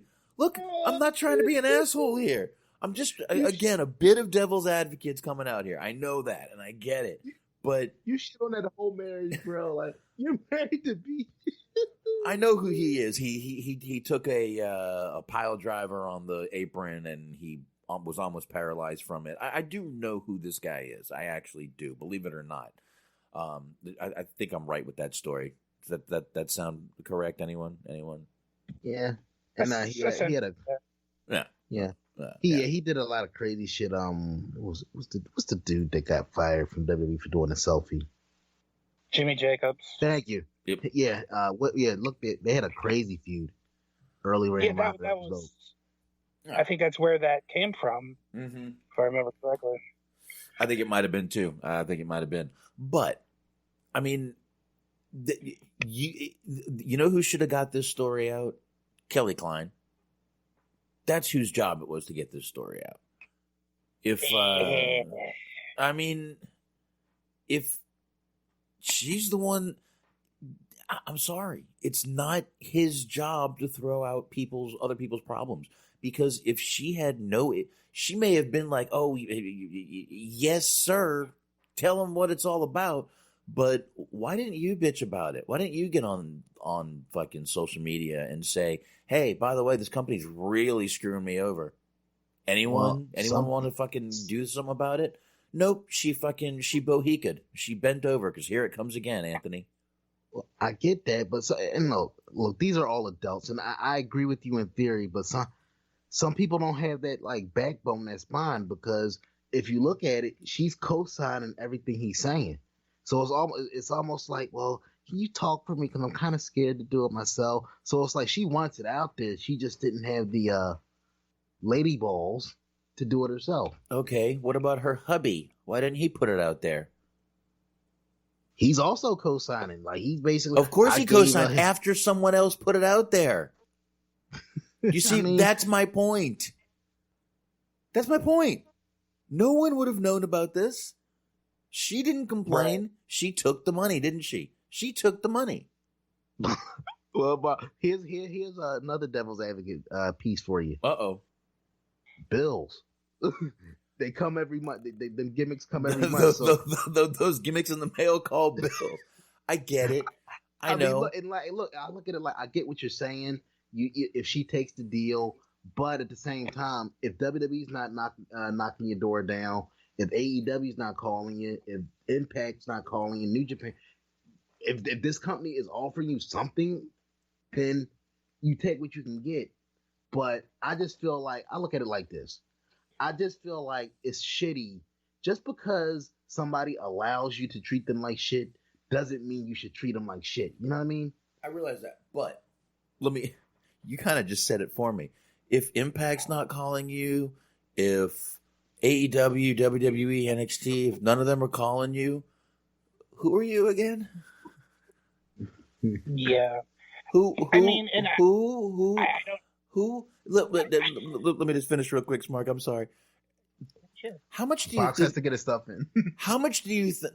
Before I forget it, because I will. How much do you think these? I mean, these indie guys are getting fucking shit money anyway. And I hate to say this, ROH may be owned by a giant conglomerate, but they're still a fucking indie. And sure. Getting, let's face it, if she wanted $24,000, I doubt they were doubling her salary. I would figure she's probably in the, I'm going to go 18 to 20 range. She probably just wanted a little more per year. So that's more than most indie people get. You know what I mean? Look, and again, I'm still being a little bit of a devil's advocate here. Little Pacino. Yeah. Yeah. Look, but don't touch. Say you smart. Well, I mean, I can see both sides of this argument. What I was going to say, I'm actually going to address what you just said first, but yeah, like that's probably more than she could command on the indies. But, like we were talking about, though, is they don't always give their talent opportunities to work other indies. So unless they're giving her the opportunity, which isn't really an opportunity necessarily, to have like a second, like a day, like she's not getting any chance to supplement her income anywhere else. That's rough. Like, that's real rough. Yeah. I don't know what her demand is. I don't know what her market is. And I've kind of been sitting on my hands with this because I don't really know if it's like appropriate or like germane to the conversation. But prior to this, she was doing apartment, like the custom videos. And that's not necessarily the most high-paying, reputable thing to do, place to work. Like, that's usually something you do when you really need money. So it's like, yeah, they're treating her like shit, but there might not be anywhere else that she can go if she wants to be a wrestler, which I'm not saying that justifies or, makes it acceptable how they're doing her. Because, like, the low pay is one thing, but, like, expecting somebody to go to South Africa and wrestle on a fucking concussion, Like, that's terrible. Like, that's way worse than having somebody film your feed so people can jerk off to it. Yeah, and I found a tweet that I got to look up from her where she's basically saying that she didn't put it out publicly. She was scared of. Hold on, let me just go back here. I remember that. I don't have it in front, but I remember what you're talking about. I have it. It's weird. I've got it here, but I would have to pull up the whole Twitter to look for it. The gist of the tweet. I didn't bring up the issues publicly before. I was afraid for my job and the jobs of my colleagues. I don't want to take away their place of work. Well, who are you? Yeah.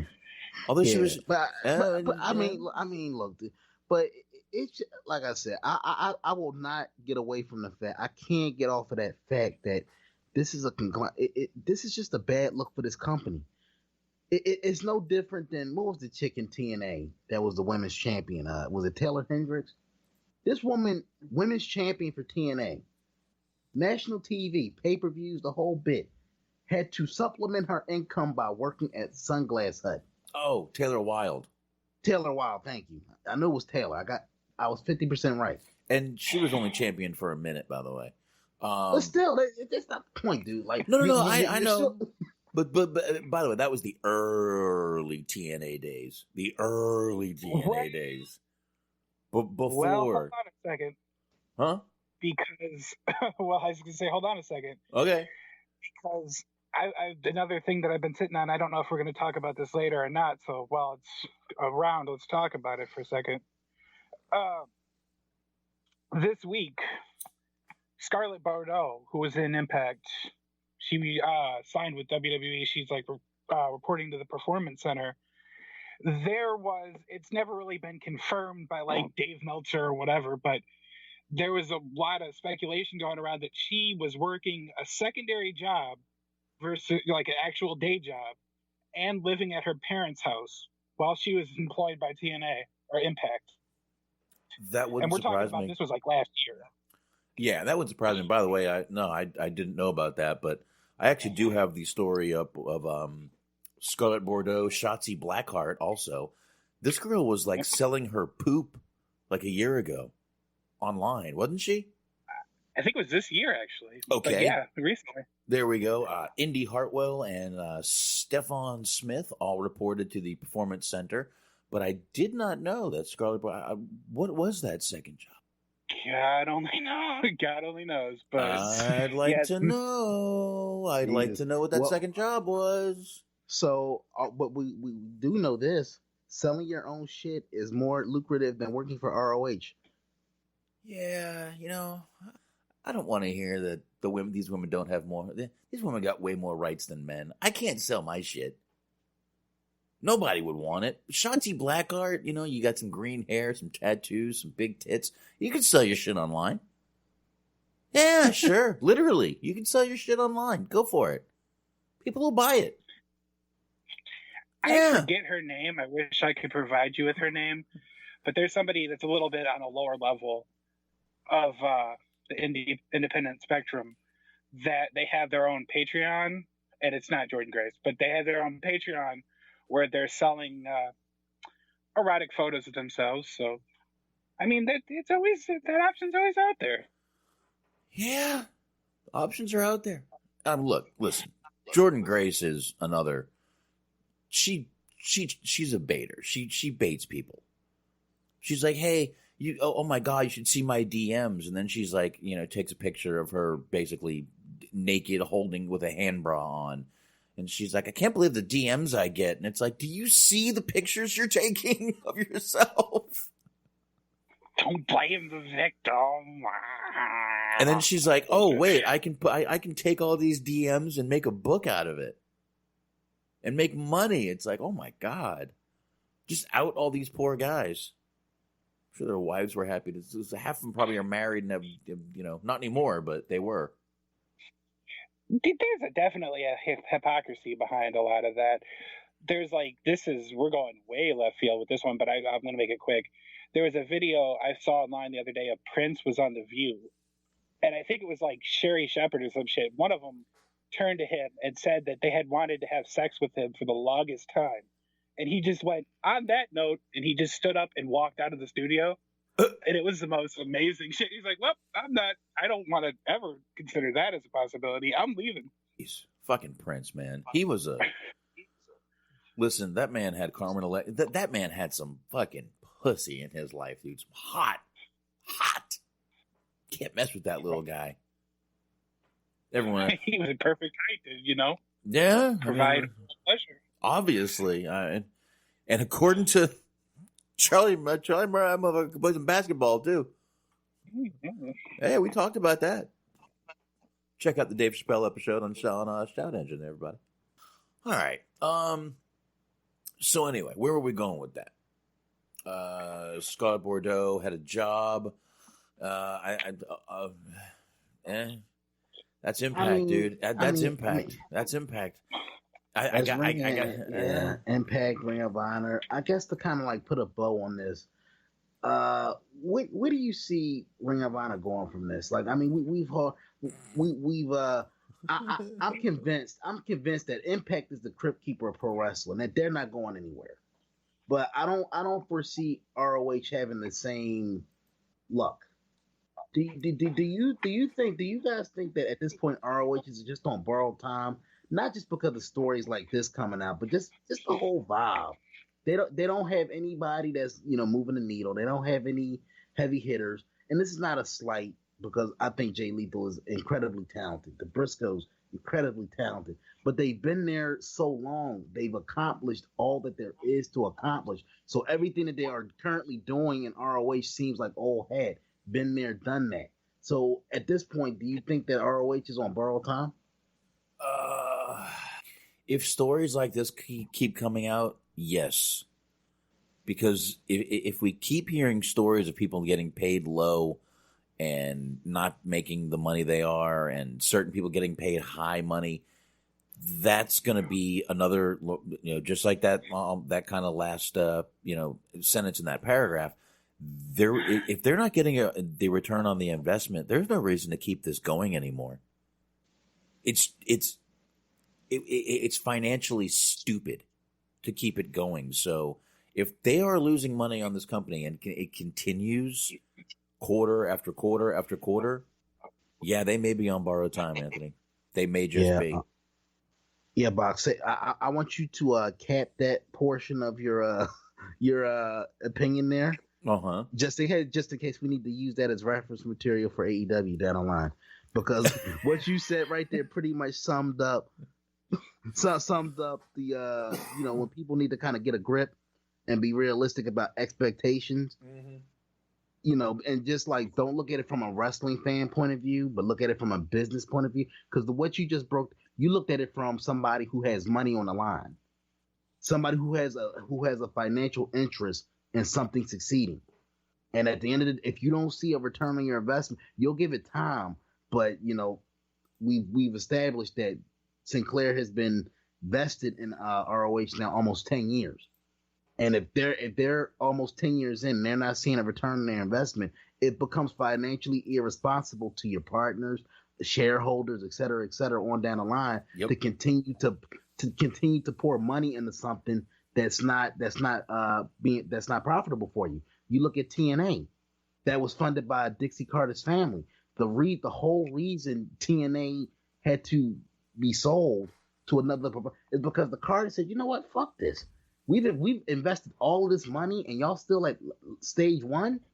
Y'all not moving the needle. No kind of way. You brought in. We paid for production costs. We paid for Hogan and all of these high priced talents, Hall, Nash, etc. on down the line, and it's not moving the needle. This company is not profitable in terms of merchandise, on the road, nothing, and they had to pull out.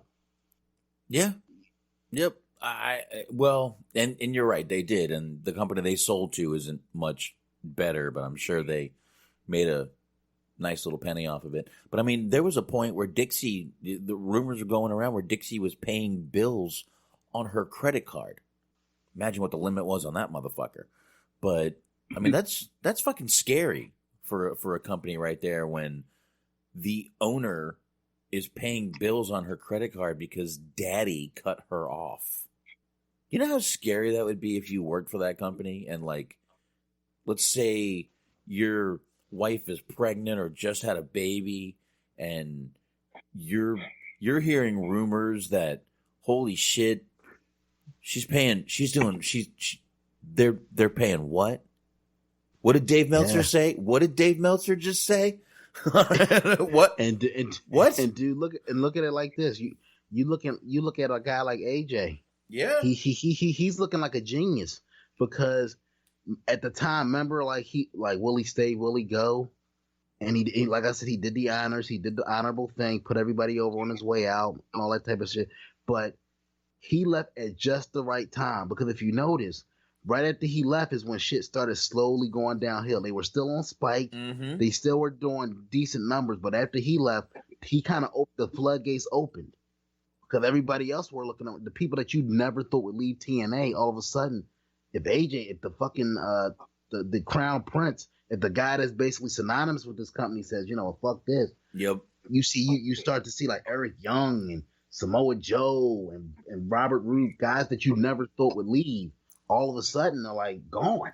And you know, it's funny. And AJ is actually the one I really, and I had the same feeling when AJ left. I was like, man, there was a guy who I thought would never leave. And when he left, I said, this is going to fucking cause a domino effect. A lot of people are going to fucking leave now. And lo and behold, like you just mentioned, every guy started domino effect and everyone started leaving. And a lot of them started going right over to NXT, which was shocking me because, I mean, we even played a clip of Triple H a long time ago on the old show saying, we don't need anyone from Impact. Not one of those guys are worth a damn. And now most of those guys are sitting there in WWE. But, yeah, so, you know. Yeah.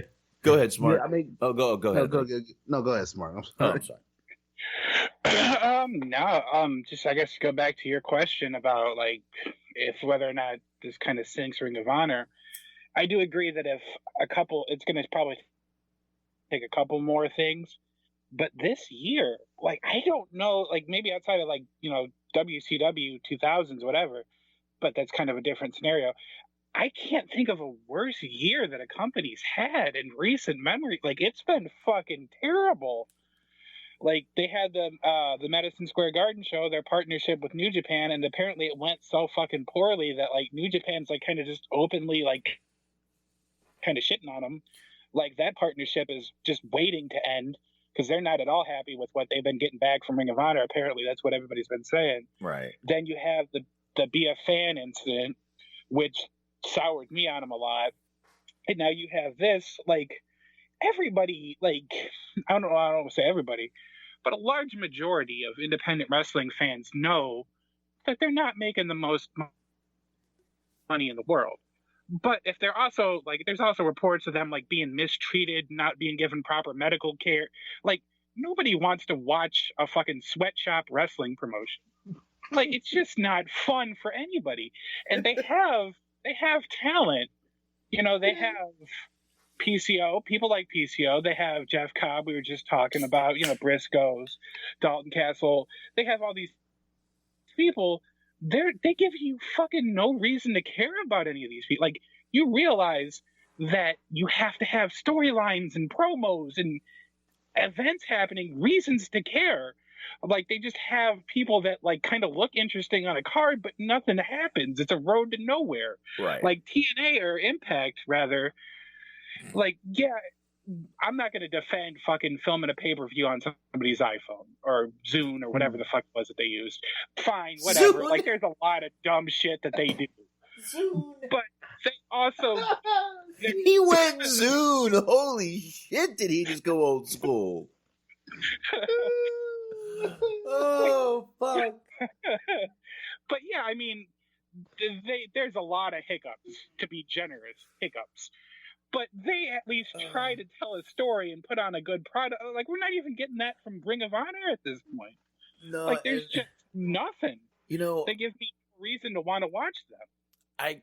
I kind of feel like it's my fault. I think I jinxed them. Because when they signed PCO, I said, I think they're going to blow up next year because they signed PCO at the end of 2018.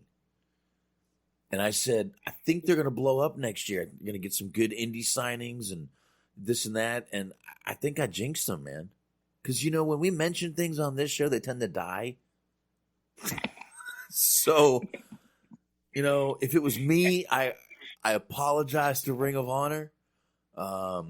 It looks like we've carried I guess I just carried the curse from one show to another, obviously. So I'm sorry, Ring of Honor.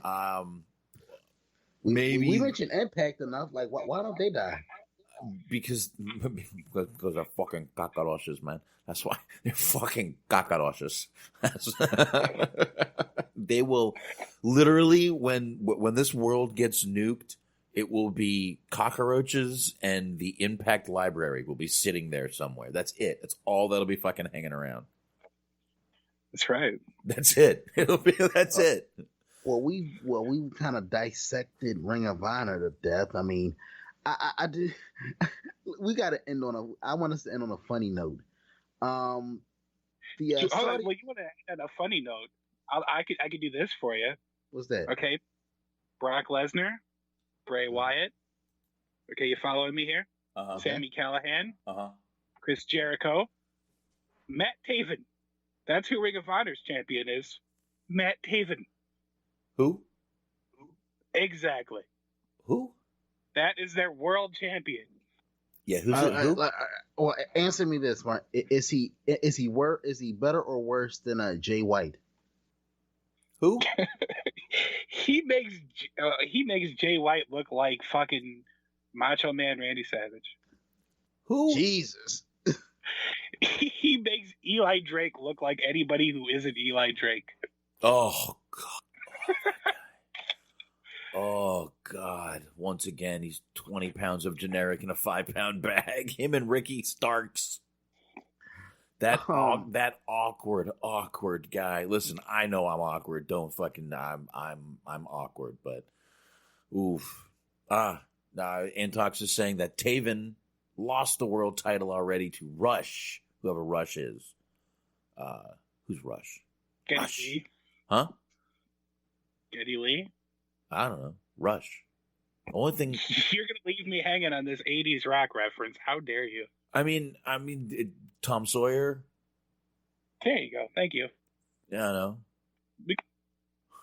Today's Tom Sawyer. Mean sight. Now, I did want to get into something real quick. He'll indulge me. Remember the shitstorm with the two things. What's the guy? Jordan Myles. Jordan Smiles.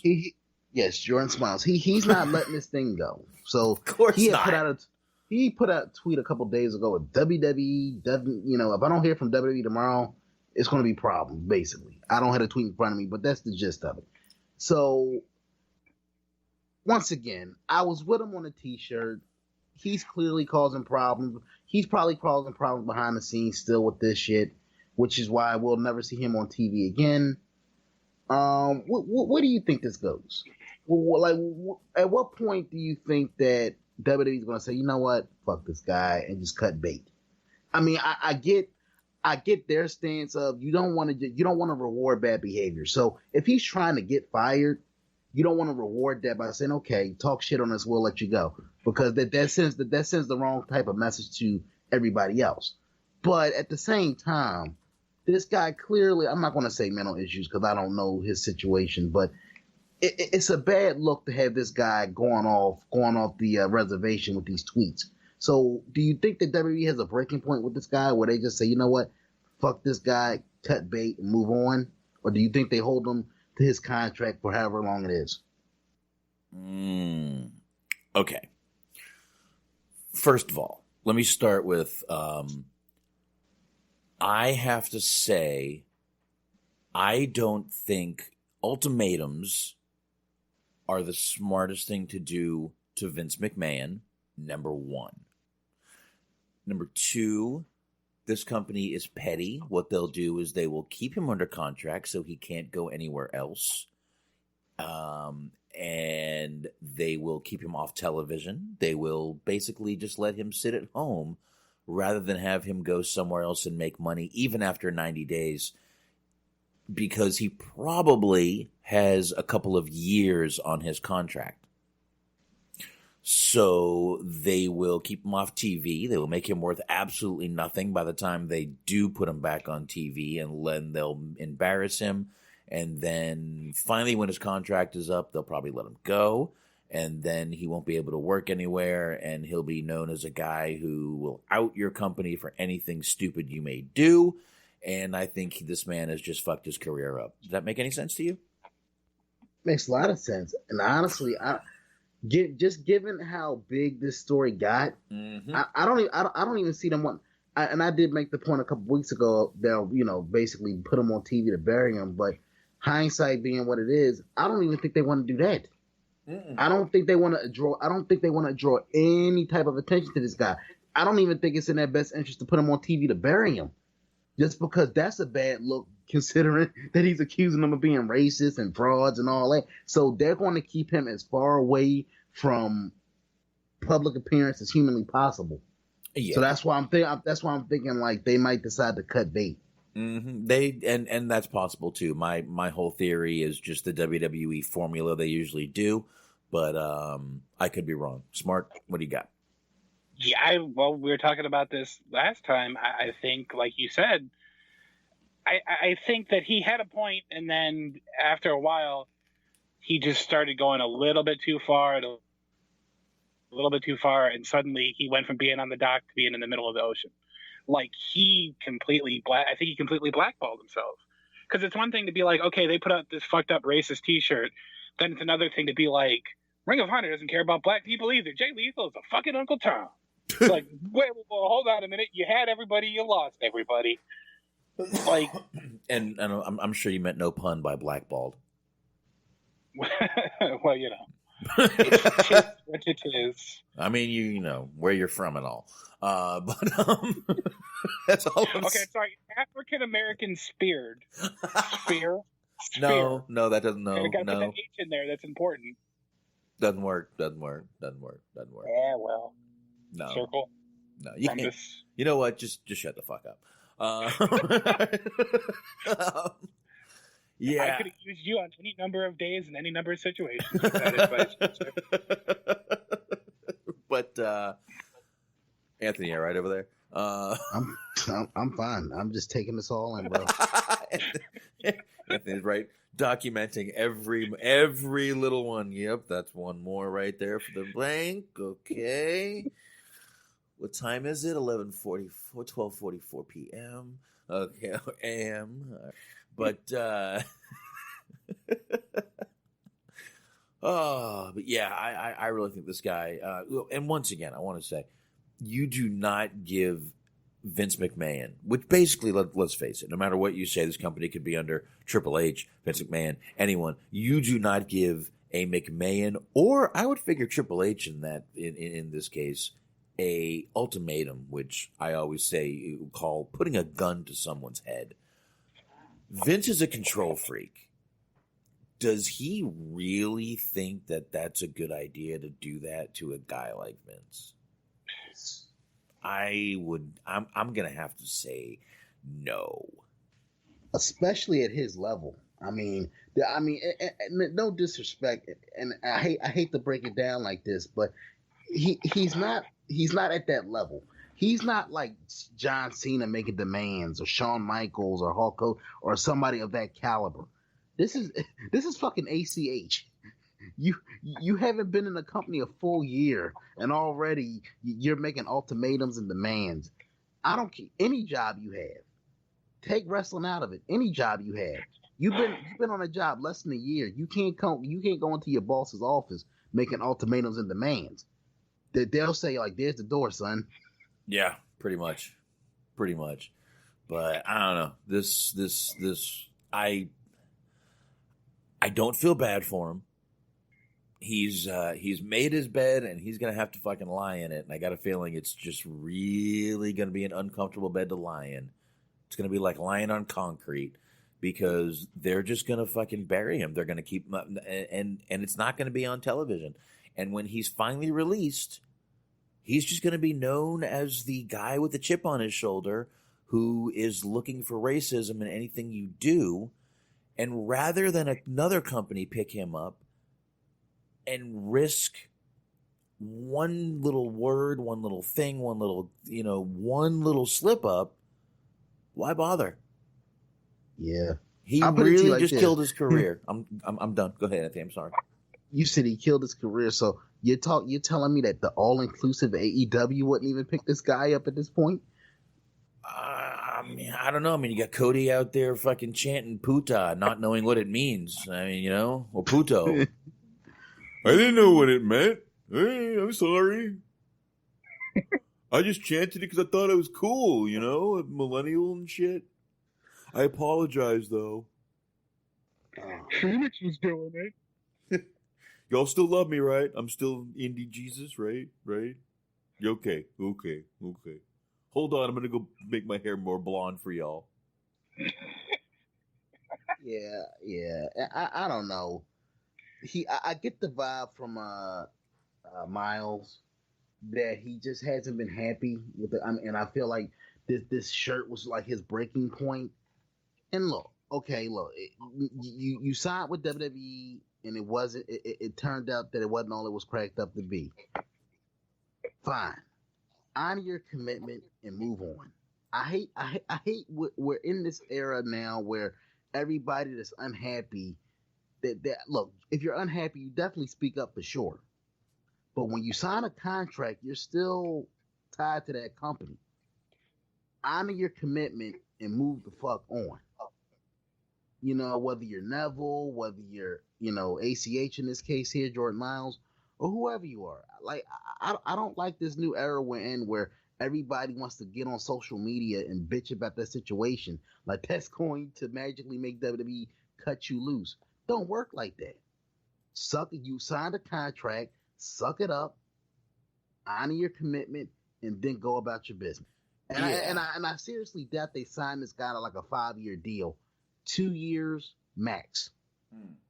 Just to kind of almost like a honeymoon contract to see if they, if they like the guy, if he's working out. I seriously doubt that they signed him to any type of long-term deal. Nah. I mean, look, click on that picture I just posted and really tell me, come on, look at that smile. I mean, come on, everyone we need to get a sense of humor back, goddammit. That's all I'm saying. And like the thing is like there's I want to kind of be careful with how I phrase this. There's a right way and there's a wrong way. Should I tell you to shut up right now? It probably wouldn't hurt. But like all I was trying to say is like I feel like he kind of thought that he had a layup, that he was in a situation where everybody would agree what happened to him was fucked up. And I did. I thought the t-shirt was fucked up, and we all did. Us three, at least. And the majority of people I saw found the t-shirt to be objectionable. But then I feel like he just kept going, and it just, he started on top of a mountain, and he somehow managed to dig himself into a hole. Yeah, and let's face it, you know what? I'm going to ask both of you a question. There's risk versus reward. Do you think? Obviously, there's going to be no reward for him in this. So let's bring back one actual fact. No T-shirt was sold. Right? This right. Never made it out. This never made it to print. So, do you think the fact that he did this, put this out, made this huge deal of this, was worth it? Or, I mean, really? Since, once again, listen, if they were selling these shirts, I would say, yeah, absolutely. Absolutely. But this never made it out. This never made it to print. This never made it anywhere. Nobody would have known about it if he didn't put this out there. Again, I know I'm going a bit devil's advocate here, but no one would have known about this if he didn't put it out there. And there's some truth to that, I believe. Right. So is there any... again, it's usually risk versus reward, but in this case, there was no reward. What did he expect? I think we already asked this, but I mean, I don't know how he expected this to turn out. Was this worth it? In either one of y'all's opinion, was this worth it at all?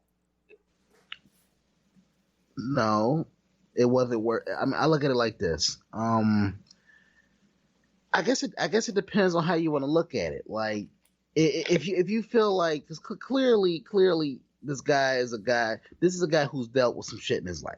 We can agree with that. Sure. And sometimes you never know what it is. Like, if you're going through a lot of shit, the littlest thing could be that one. That could be the thing that sets you off. Which for him was his T-shirt. Mm-hmm. It which rightfully so, because it was a very racist T-shirt. Like, that's all. That's something that everybody can agree on. But you have the right in that situation to speak up. But I think it wasn't worth it in the sense that this is something that could have been worked out behind the scenes. I don't think that they went into it with malice. I think they went into it with ignorance. They made the shirt, it's Jordan Myles. I don't think they went into it with deliberate malice. Put it to you like that. This is something that could have been resolved behind the scenes. And when he by him making it public, Box, you bring it up all the time. You don't like when, dirty laundry gets put out there for the world to see. Right. And this is something that I feel like the company is, once again, they're going to make him eat shit over, because it's one of those things where this could have been handled behind the scenes. You didn't like the design, fine. Don't put it out there. The company wasn't putting it out there. Not one shirt was sold. They made that very clear in that press release they put out.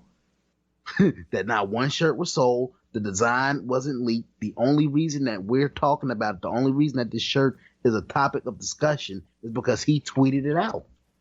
Right. And even when he tweeted it out, people were on his side. It's when he started to include outside forces that didn't have anything to do with the situation that people started to turn on him. Yeah. Like Ring of Honor, like Jay Lethal. Poor Jay Lethal is just trying to get his arm and his shoulder situated. What the hell is he thinking? I guarantee he can't even pick up his phone because his shoulder's fucked up. He was probably in surgery. Blowing up right now. He was probably in surgery, and he came out and he was like, "What the fuck? Who the fuck tagged me? What the fuck is this?" But why am I trending? Do you know what this is going to lead to? I'm telling you what it's going to lead to. Vince is not stupid. He's going to start not only putting people under contract, he's going to start making them sign NDAs, non-disclosures, about stuff like this. So they're going to be even more locked down, and if they talk about it, they're just going to be able to go, you broke that's it. You broke our contract. You're out of here. And they're going to be covered. He might already have that. You know why? Then no, or at least in the case of like Arn Anderson. Yeah, because I know because when he first went out on the circuit doing different interviews and stuff like that, obviously, all due respect, that was the main topic. Fuck the horseman shit that people have asked you for 20 years straight. We want to know about what happened with Alicia Fox. Why did you get released? Did you and Vince have a words exchange? And he'll go to. Can't talk about it. So clearly, he signed something that he basically signed a gag order that said he wouldn't get into the specifics of why he was released, left, whatever the situation was. That's probably a term of release, not an NDA. I mean, I get that. It's probably like sort of like a 90-day. You can't say anything. You can't do this, and it might be longer, but I'm sure that's a term of release. But he's going to make these people just start signing NDAs that you guys just can't talk about any of this behind the scenes stuff at all.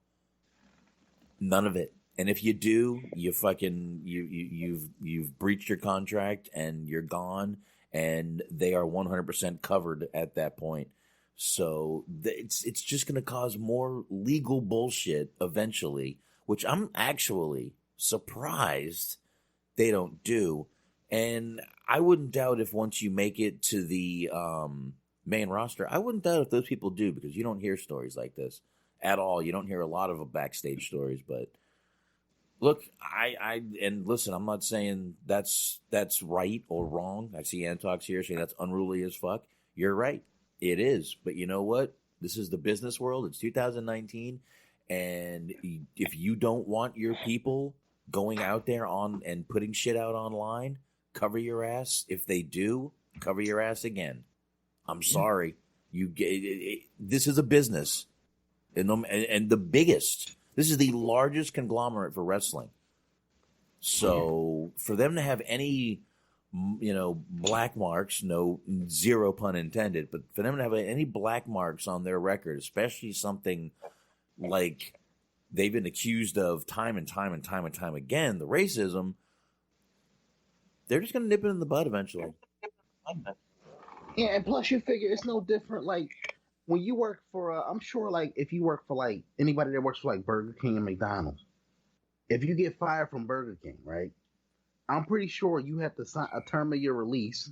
Thank you for educating me today. Is if you go to work for McDonald's or Wendy's, you can't get into the specifics about what you was doing over at Burger King. Okay. I'm not sure if it's that tight, but okay. I see your point. As ridiculous as this sounds, a long time ago, like back in my teenage years, I had gotten hired to work at a pretzel place.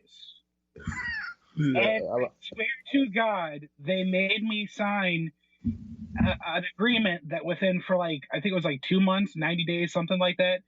If I got fired or quit, that I couldn't work at any other pretzel places, as though there are a fucking litany of those. But as silly as it sounds, I wasn't I'm not a company head or anything. I was a fucking entry level employee with wage, and they made me sign a fucking no compete contract. Well, oh God, I love Listen, I got to tell y'all something. I've worked for my father for a long time. Even when I worked for my father, I was under contract. And I've signed NDAs for my father also. If by any chance something happened, I left, we had a fight, I left, I could not mention one of our accounts for not one. Sure. That was part of my agreement if I left. Absolutely. For 2 years, I could not mention one of my accounts if I went somewhere else to work. This was working for my father. So people do lock shit down. And I mean, that's just how it goes. Listen, if you work if you're a stockbroker, you can't just go to another stockbroker company and take all your fucking clients. That's not how it works. Right. It's not how it works. You have a contract, you have NDAs, you have this, you have that. You have 90-day non-competes for a lot of companies, and 90 days is actually generous. Some companies, you can go, I believe you can go up to 3 years on a non-compete. I think that's the max. I'm not 100%. Legally, I think max is a 3 year. I'm not 100% on that though. So, 90-day non-compete isn't bad, but I don't know. It's gonna all come down to legal shit eventually because of the fucking goddamn you social media. But I don't know what else. If you guys don't have anything else on that, oh yeah, we beat that one to death. I guess real just want to wrap up on this note real quick, and this don't have to be a long discussion, but the news coming out of Saudi Arabia is that it was horse shit. Did you guys catch Seth Rollins' little rant against Dave Meltzer?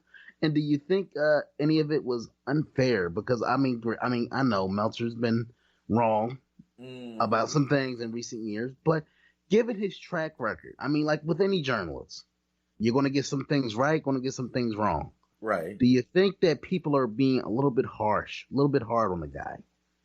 So apparently he might have got some bad intel, and that it wasn't a hostage situation. It wasn't, oh my God. I mean, I'm sure obviously you're in a different country, so you did have people concerned, but it wasn't as overhyped as it was initially led to believe.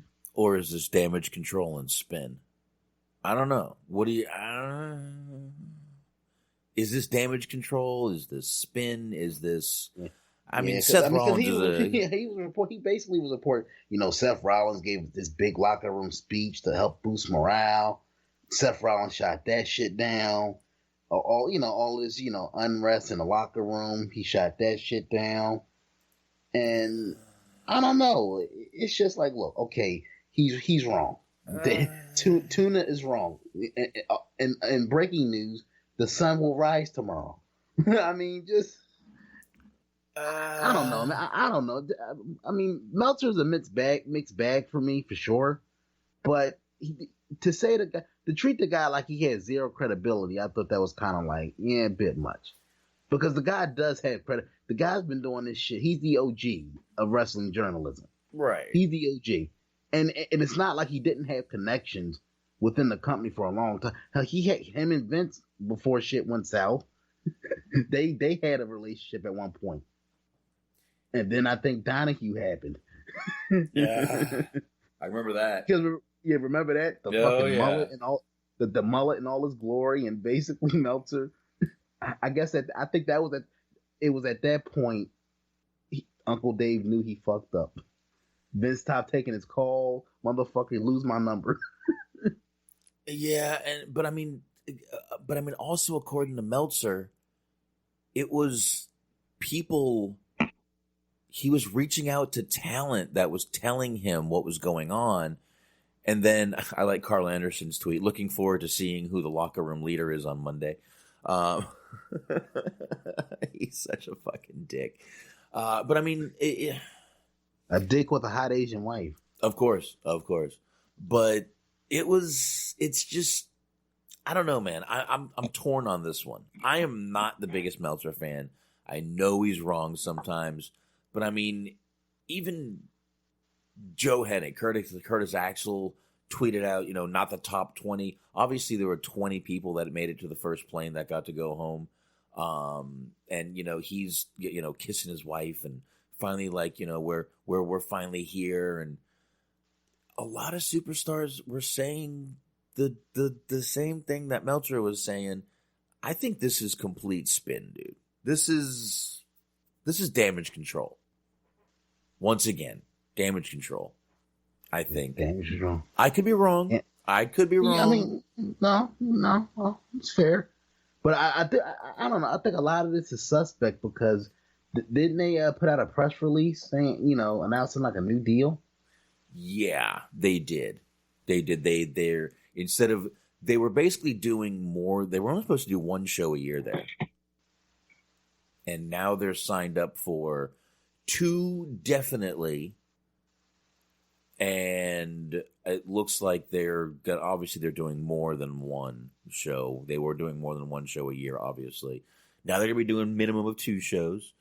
So I don't know. It was a weird it was a weird extension because they were already doing more than one show there. So I don't know. It was confusing to me. It just seemed like a weird business deal with the Saudis, and I'm sure it was just another way for Vince to get more money out of him, and I don't know. I don't even want to get into it.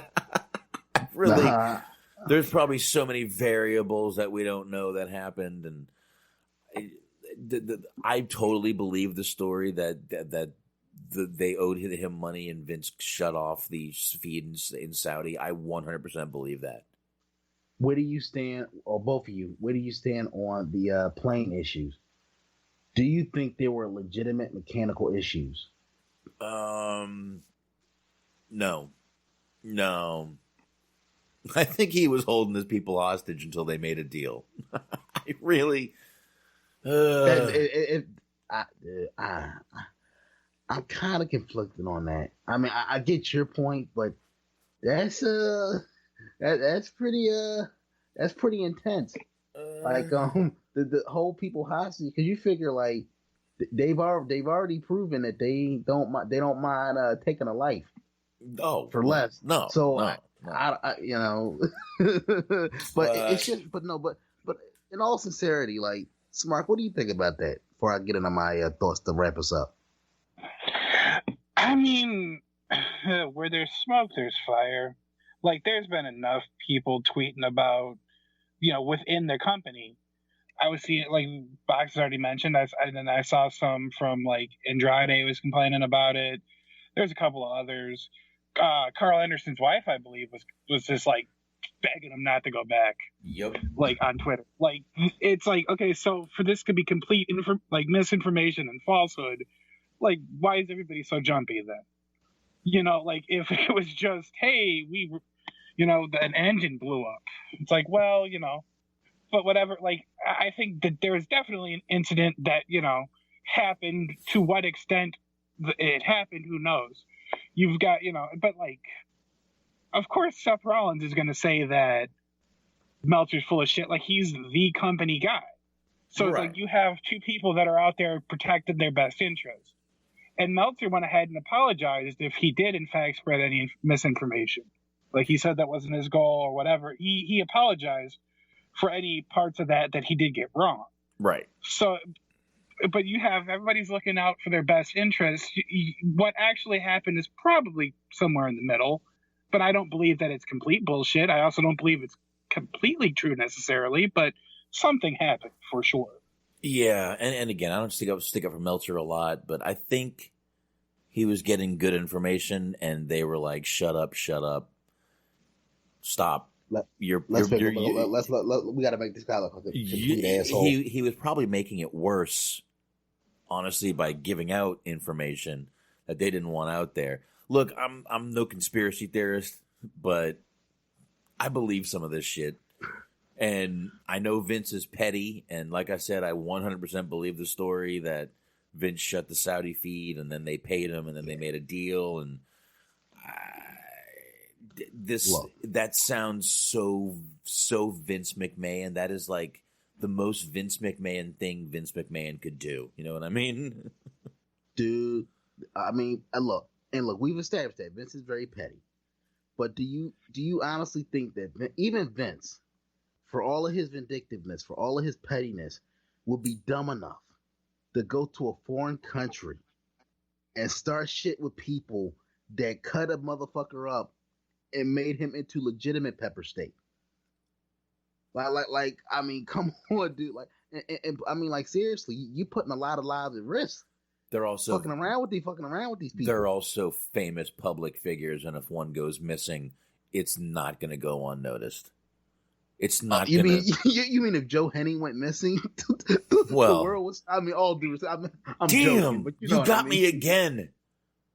But seriously, though, you got me again tonight, guys. Both of you have got me tonight. One for Mark, one for Anthony. I'm fucked tonight. There you go. Do I believe Vince would put anyone else's? Remember one thing. The report is that Vince shut the feed and left early. Okay? And flew home. Do I think Vince would put every other person's life on the line? Yep. No hesitation in that answer. No hesitation in that answer. Yes, sir, I do. Absolutely. I sure as hell do. Vince didn't test Owen's harness. He's not putting his life on the line. Nope. He said, I think this was his whole plan. But again, these are famous public figures that are seen weekly.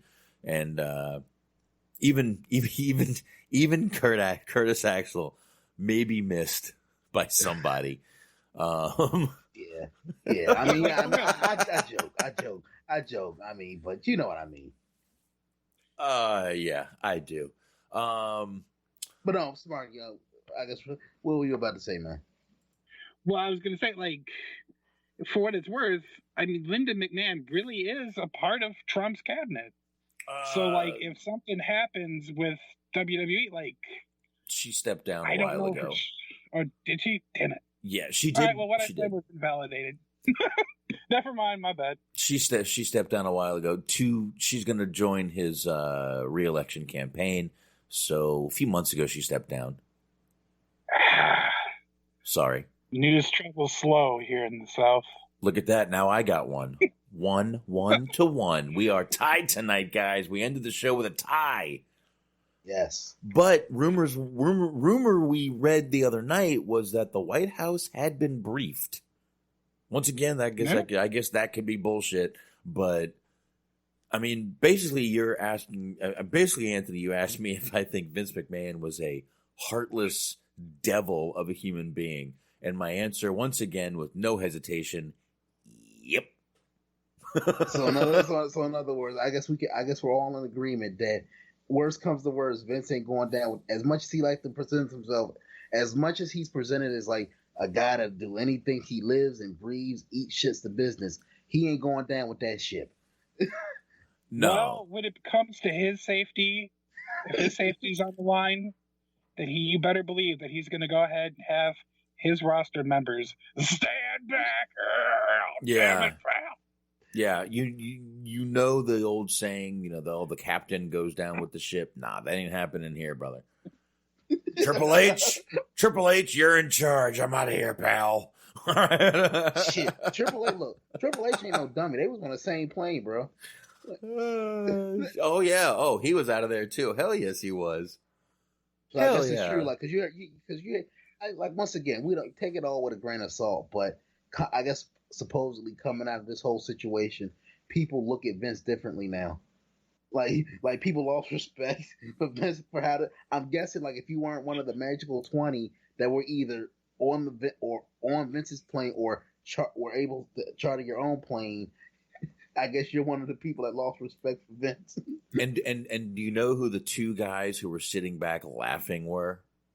Daniel Bryan, who refuses to go over there, and Sami Zayn, who's not allowed over there. No, and Kevin Owens also, because he, in support of Sami Zayn, that's why he doesn't go. Right, and Sami Zayn did his whole little charity thing during this show, like he does every year. So once again, Sami, Coincidentally, like, how lucky do you think Woods feels right now? Oh, he's like, well, glad I don't have to put up with this shit. I am on so many painkillers right now. I'm just gonna go ahead and watch Netflix. Call it a night. It might even be a new day for all I know right now. And Aleister Black, now with that, he was different though, right? Was he like a Sami Zayn situation where I guess they didn't like, they thought his tattoos were satanic or something? Yeah, he does have some. Yep, he does satanic tattoos. That's why they won't let him over there. I think that's pretty much it though for all the guys they won't let over there. But there you go. And do you think? Yeah, I guess that's it. But do you think it's going to be a ripple effect? You think people are going to like slowly start to drift off and say they ain't worth it no more? You're going to see who needs the money.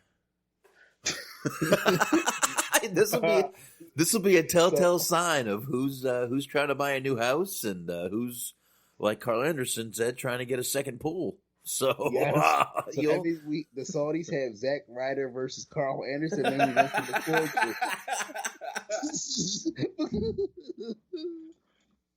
That'd be awesome.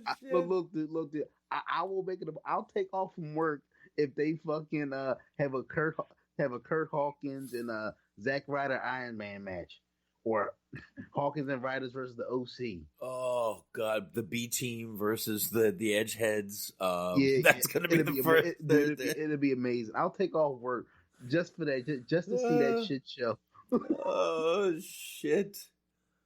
Jeez. Here's a picture of all the guys you're not going to see this evening. Here's Zack Ryder. Carl Anderson versus Dolph Ziggler, because you know Ziggler, he needs the money no matter what. Oh God! They just get so desperate on people that like the co-main event is like Apollo Crews versus Tim Storm. He was the only one that would do it. We're sorry. Damn. No, since the Saudis are big on like seeing the legends, right? I wouldn't be surprised if the main event is like fucking Hogan and Andre on a projector. Oh God! Just imagine that Saudi crowd chanting "Mama Storm." I mean, just take that in for 1 second, right there. Stop right there, bro. Like, please start the plugs. Wrap the show up there. Saudi screaming "Mama Storm." That's perfect. Perfect. Mama Storm. Mama Storm.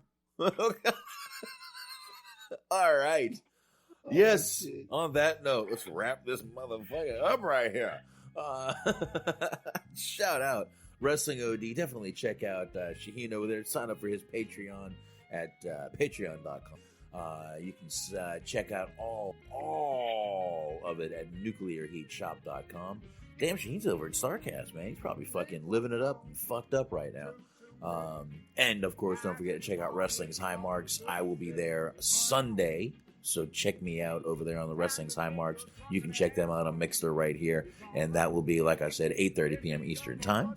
And, of course, shout out once again to the one, the only Inhuman Experience, Bobby Anthem and Bobby Blades. Just go to Apple Podcasts or Google Podcasts to find them. Don't go to Spotify. I'm just going to leave it at that. But find them on all the other usual podcast platforms except Spotify.